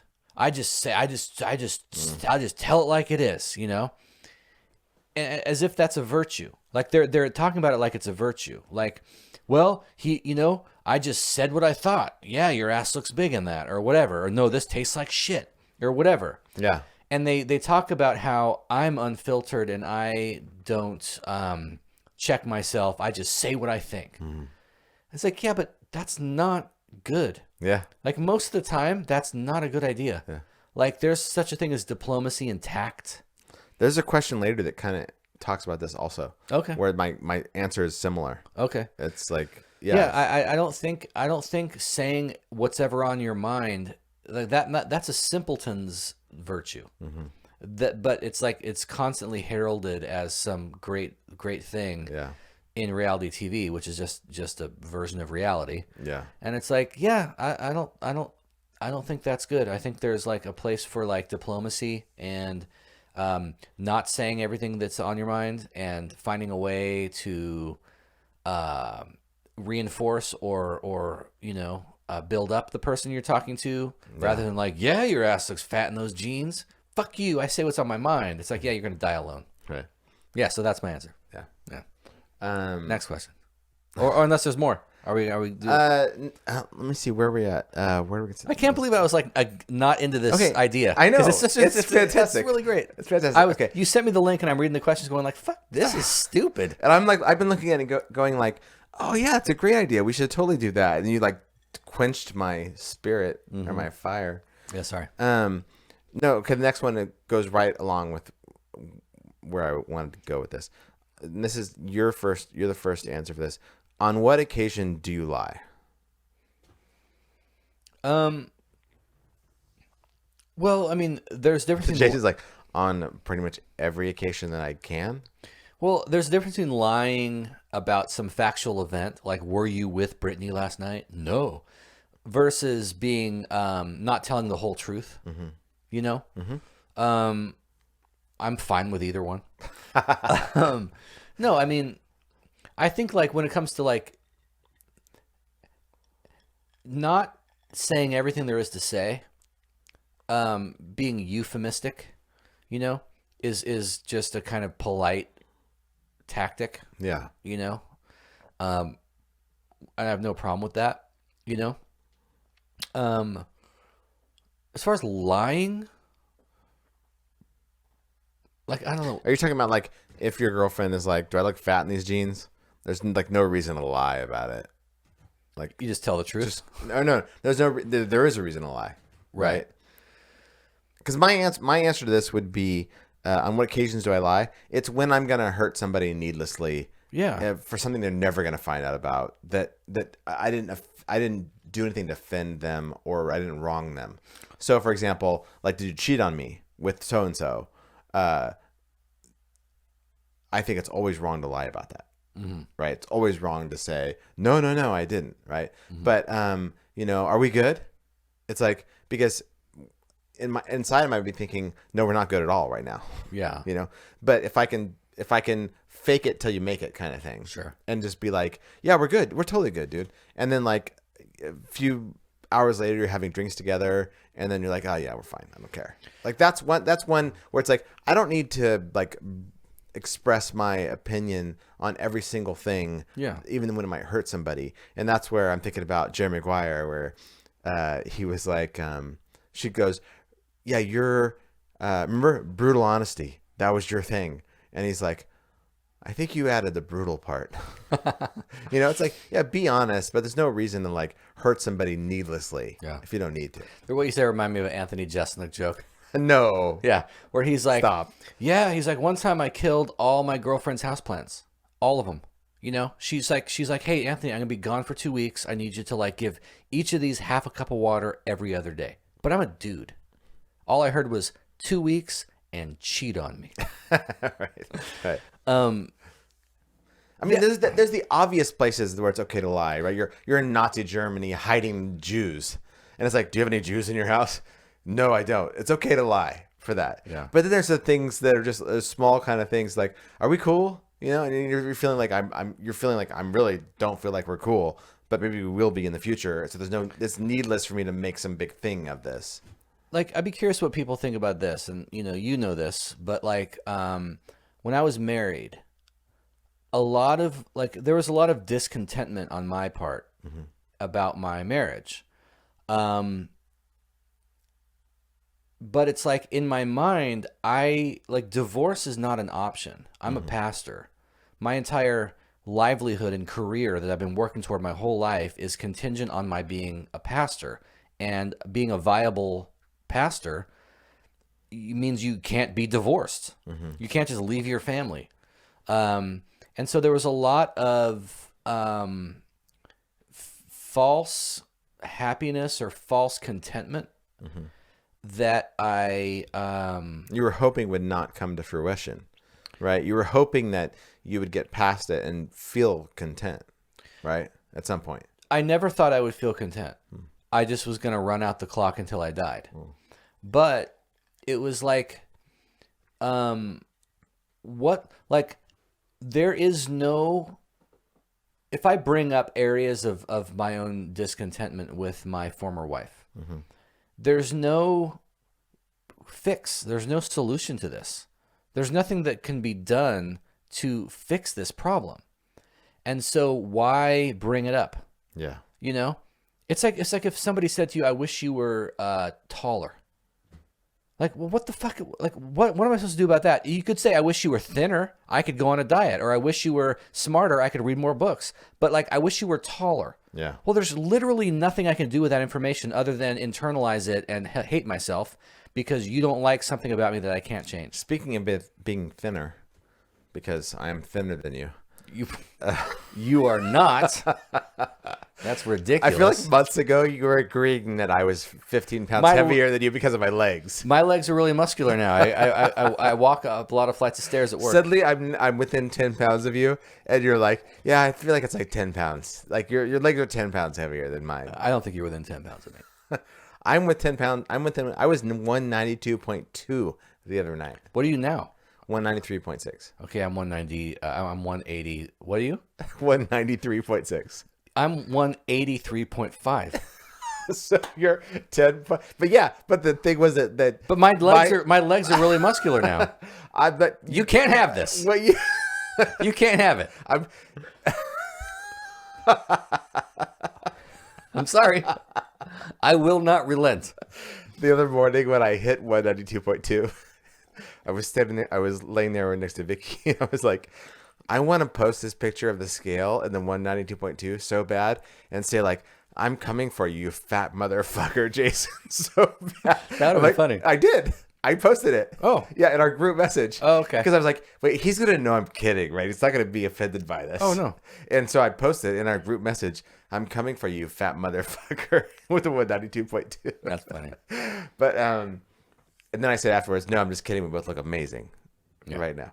But, yeah. You know, I was 183 the other day. I was 192.2 the other day. Yeah. But 9.2, 9.8 pounds. Heavier than me.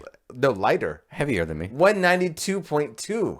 Yeah, you're 9 pounds heavier than I am. 9.2 pounds heavier Than me. But my leg. You've always agreed that my legs are at least 15 pounds heavier than yours. That was before my legs became so muscular from walking up all these stairs. We have to weigh the same. In order for you to weigh less than me, you have to actually, the scale has to be the lower number than mine. Oh my God. Okay, fine. I'm coming after you, you fat motherfucker. Bring it, bitch. What were we talking about? What is your current state of mind? What do you consider the most, on what occasion do you lie? Oh yeah. Under oath. Only under oath. That's the only time I lie. Anyway, okay. I think we completed that one. All right. So let's finish the Proust questionnaire next week. This will be our last podcast before we go on the cruise, and let's do our beavers. Okay. You go first. I have to look at mine. I have to look at my phone. I go first. Okay. First of all, I've been eating a lot of popcorn lately. Okay. So popcorn is a whole grain. So it's actually fairly healthy if you don't slather it in butter and salt. So if it tastes disgusting, it's somehow healthy. Well, that's the thing. So we went to Las Vegas a few weeks ago, and on the Alaska Airlines flight, there was they were selling bags of popcorn off the aisle cart, right? Yeah. And the brand was called Lesser Evil. And they have a butter flavor with salt, but they're vegan. So they're vegan and all the healthy stuff or whatever. And so I'm like, oh yeah, I'll buy one, $300 or $3 or whatever. I was gonna say I know, $300. That's your $3. biggest extravagance. Hashtag, $300 popcorn. hashtag I had a stroke. So I saved the bag and put it in my backpack and brought it home. When I got home, I looked it up on Amazon, and you can buy like 24 bags for like $28. So I have 2 big boxes of Lesser Evil popcorn down in the dining room. And it's just amazing. It's a 100-calorie snack. It's a bag. It's perfect, right? So I'll open one up, get in bed at night. Instead of eating a bunch of candy and chewy granola Popsicles. those chewy granola bars are like 100 calories, and they're like this big, Yeah. right? I can eat a bag of popcorn, and I feel good and full and great. It's 100 calories. But what I've noticed lately, because I was eating at the office the other day, I had 2 bags on my desk because I'm like, this one's for 11 a.m., this one's for 2 p.m. And I'm eating it, and I'm like, it's fucking impossible to eat popcorn without looking like a complete slob and like you're just devouring the food, unless you eat one at a time. If you eat one kernel at a time and you eat it, okay, you're fine. Yeah. Any more than that, you're like just trying to you're just trying to get it all in your mouth. Yeah. And I was like, wow, this is bothering me because I'm in an office with people around me, and I'm just like Yeah. getting it all in there. You're like Jabba the Hutt eating that like worm. Yeah, that's what I felt. I'm just like, popcorn is just the worst thing to eat in public. See, my kids are the opposite, because what I keep yelling at my kids about, Yeah. not Ainsley, but Matic and Fiona, the other ones. It's like no matter how small it is, no matter how small a thing they're eating, Yeah. they will nibble at it. Uh, Like, just put the fucking thing in your mouth. Eat it. Like, eat it like a normal human person. Yeah. Like, don't take a Cheerio and just nibble at it like some rat. Right. Put it in your mouth. Right. Like, but they'll take anything, like a chip, which you take a bite out of a chip, the whole thing shatters. yeah. Right? But they'll just take a chip and they'll take a bite out of it, and they'll eventually be covered in crumbs. Yeah. It's like, put it in your mouth. Yeah. Like, it's The bite crumbs size. will dissolve everything in your mouth. You Your don't mouth have- will do it. You don't have to take it and like nibble around the edges of this thing. Yeah. Just eat the thing. It's one piece. It's like, it fits in your mouth. Just eat it. Yeah. Yeah. Popcorn just has so many edges and so many little things coming off of it, and Yeah. they just they're constantly falling out of your hand. You're like this. You're like Yeah. catching it, and it's like 4 kernels, and you're like, just a fucking slob. I loathe myself. Yeah. So anyway, popcorn is healthy, but it beavers me at how much I look like a slob eating it. What about like microwave popcorn that's like lightly buttered and salted? How many calories is a bag of that? I mean, they're not too bad. They're not too bad. They're not necessarily vegan, so they have animal products in them. Yeah, That's 'cause what I like butter. about the lesser evil ones. But yeah, they're not too bad. They're whole grains, so it's better than oatmeal, which is, unless you have still cut oatmeal. But yeah, like they're not as unhealthy as you would think, unless you're getting movie theater popcorn slathered in butter and salt. Yeah, because I used to years ago. I used to pop a bag of microwave popcorn. It was like lightly buttered and salted, but it was plenty buttered and salted. It'd be like my bowl of food I'd eat while I watched TV at night. Well, I always wonder at the office, because I've been eating at the office because it's a great non-animal product Snack. snack. Is everybody in the office going, who's eating popcorn? Right? Do you pop it in a microwave, or does this come already? No, it comes in a bag, but still, it's like, it's a fragrant smell. You know, you've got like the butter flavor and the salt. But it's like, I can't believe it's not butter, right? Yeah, it's some kind of, it's coconut oil and salt, I think, for most of these. Really? Yeah. Interesting. But but like I can't smell it because I'm eating it, like corn nuts, right? Yeah. Like at the time I can't smell it, but everybody around me is like, oh my God, who has corn nuts? I'm wondering, are people in the office going, who the fuck has popcorn in here right now? See, I mean, at my work, they have like a movie theater size popcorn thing where it's like in the dining room, because there's like soft serve ice cream, cereal, everything you can imagine. And it's like, there's a whole thing of popcorn, and you can put more in. You can put some kernels in and pop fresh popcorn, and they even have like red and white striped movie theater bags so you put it in. Yeah. But it's like, my issue with popcorn is getting it caught in my teeth. That's mine too. So I've learned, because I'm eating so much popcorn lately, I've learned to not just crunch down on hard on stuff. Mm-hmm. Not crunch down hard on stuff. I'm like gently chewing my popcorn. Yeah. Anyway, what about you? You got a Bieber? Yeah, you do. It's gonna make me sound like a douchebag. Like, I'm okay with that. Yeah, right. Yeah, because that's our trade-off. Like, you're the heavy set one. I'm the asshole. We each have our thing that You're the thin douchebag. Yeah, And you're fine with that. I'm like I'm the kind fat guy. I'm like Brad Pitt from Fight Club, but I'm kind of an asshole. And you're like Chris Farley. Let me ask you it this. works. Let me ask you this, because we looked similar a year and a half ago. How much weight have you? How many pounds have you lost? Since when? Like a year and a half ago. Probably 23. I've lost 25. There's a guy I work with. This guy Matt, and he's like he's probably 25 years old. Funny guy, you know. And he'll be like, "Dude, how much you have right now? How much have you gotten?"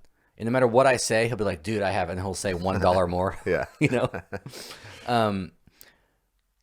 Okay, so I can't stand it. Like, it's usually on social media, like Twitter in particular, where, because you know how like your Twitter handle, you can use different characters, you know? Like, people will take, this is what I hate, when people take Greek letters and spell out English words with them, right? yeah. And they're basically just taking any Greek letter that looks enough like an English, like this looks like a G, this looks like an L, Right. this looks like a B, and But they represent some other letter. right, and it's like in Greek. Yeah, and it's like I'm looking at it going like this, you know, like a row, the letter rho in Greek, which is the R. Yeah. It looks like a P. You know, when you And the P looks like an R. the P, like The P is the pi sign, which looks like an R. right. And so people will take like their name is Ryan, and so an N in Greek, the noon is like, it looks like a V. Like if you look at Greek and there's a V, that's an N. Okay. But people will be like, my name is, you know, whatever, and they'll spell it out with the closest approximating Greek letter that looks like the English letter. Yeah. But it's like, if you actually know Greek, you're looking at it going like, you're fucking, oh my God, this is not what you think it is. If you're one of the like 0.001% of people who know any Greek, then you're like, this bothers me. It's like, you don't know Greek, do you, Jack? That's something I'll have to remedy. Yeah. Yeah, so it's like, it just bugs me. You don't have, that was a combination of Clear and Present Danger and Braveheart. Yeah. You don't have one of these, do you, Jack? You don't speak Latin. That is something I'll have to remedy. Yeah, so it's like, okay, I get what you're trying to do here, but it's not, you know, those of us who actually know Something. this language that you're trying to like, you know, cobble This from, language that nobody speaks anymore. except for the Greek people. Yeah, nobody cares about them. Yeah. So that kind of beavers me. It's like, oh, okay, that's not what that is. I get that. I have a Bieber I've been postponing week after week because we get to the end of the podcast and it's taken more time to get there than I thought. My Bieber is probably like 20 minutes long. And so next week we'll get to it. Oh, okay. I thought you were going to do it now. I'm like, No, you did your Bieber already, bro. I have to pee so bad. Oh, We're not doing okay. it now. All right. So, anyway, dude, later. Bye. So, honesty is outlawed here. I can't be honest. Tell you what, I would prefer loyalty. What was our deal when we first got together? Brutal truth, remember? I think you added the brutal. Jason, Christian, it's Jason from PA here. You know, I had kind of sworn off New Year's resolutions, but this morning while listening to your podcast on my long-ass commute, I decided I am going to make a New Year's resolution this year. This is the new year, the new decade. It's the re-roaring 20s, and I'm, by God, going to make a New Year's resolution again. So here is my New Year's resolution, and I'm going to challenge all your listeners to uphold and adopt this exact same New Year's resolution. I, Jason from PA, vow that the next time I get drunk, I am going to do my best to remember to call and record a message with the drunk ex-pastors. That's right. My vow and my New Year's resolution for 2020 is whenever I get drunk this year, I'm going to call the drunk ex-pastors line, and who the hell knows what I'll say. But there, I can live with that New Year's resolution.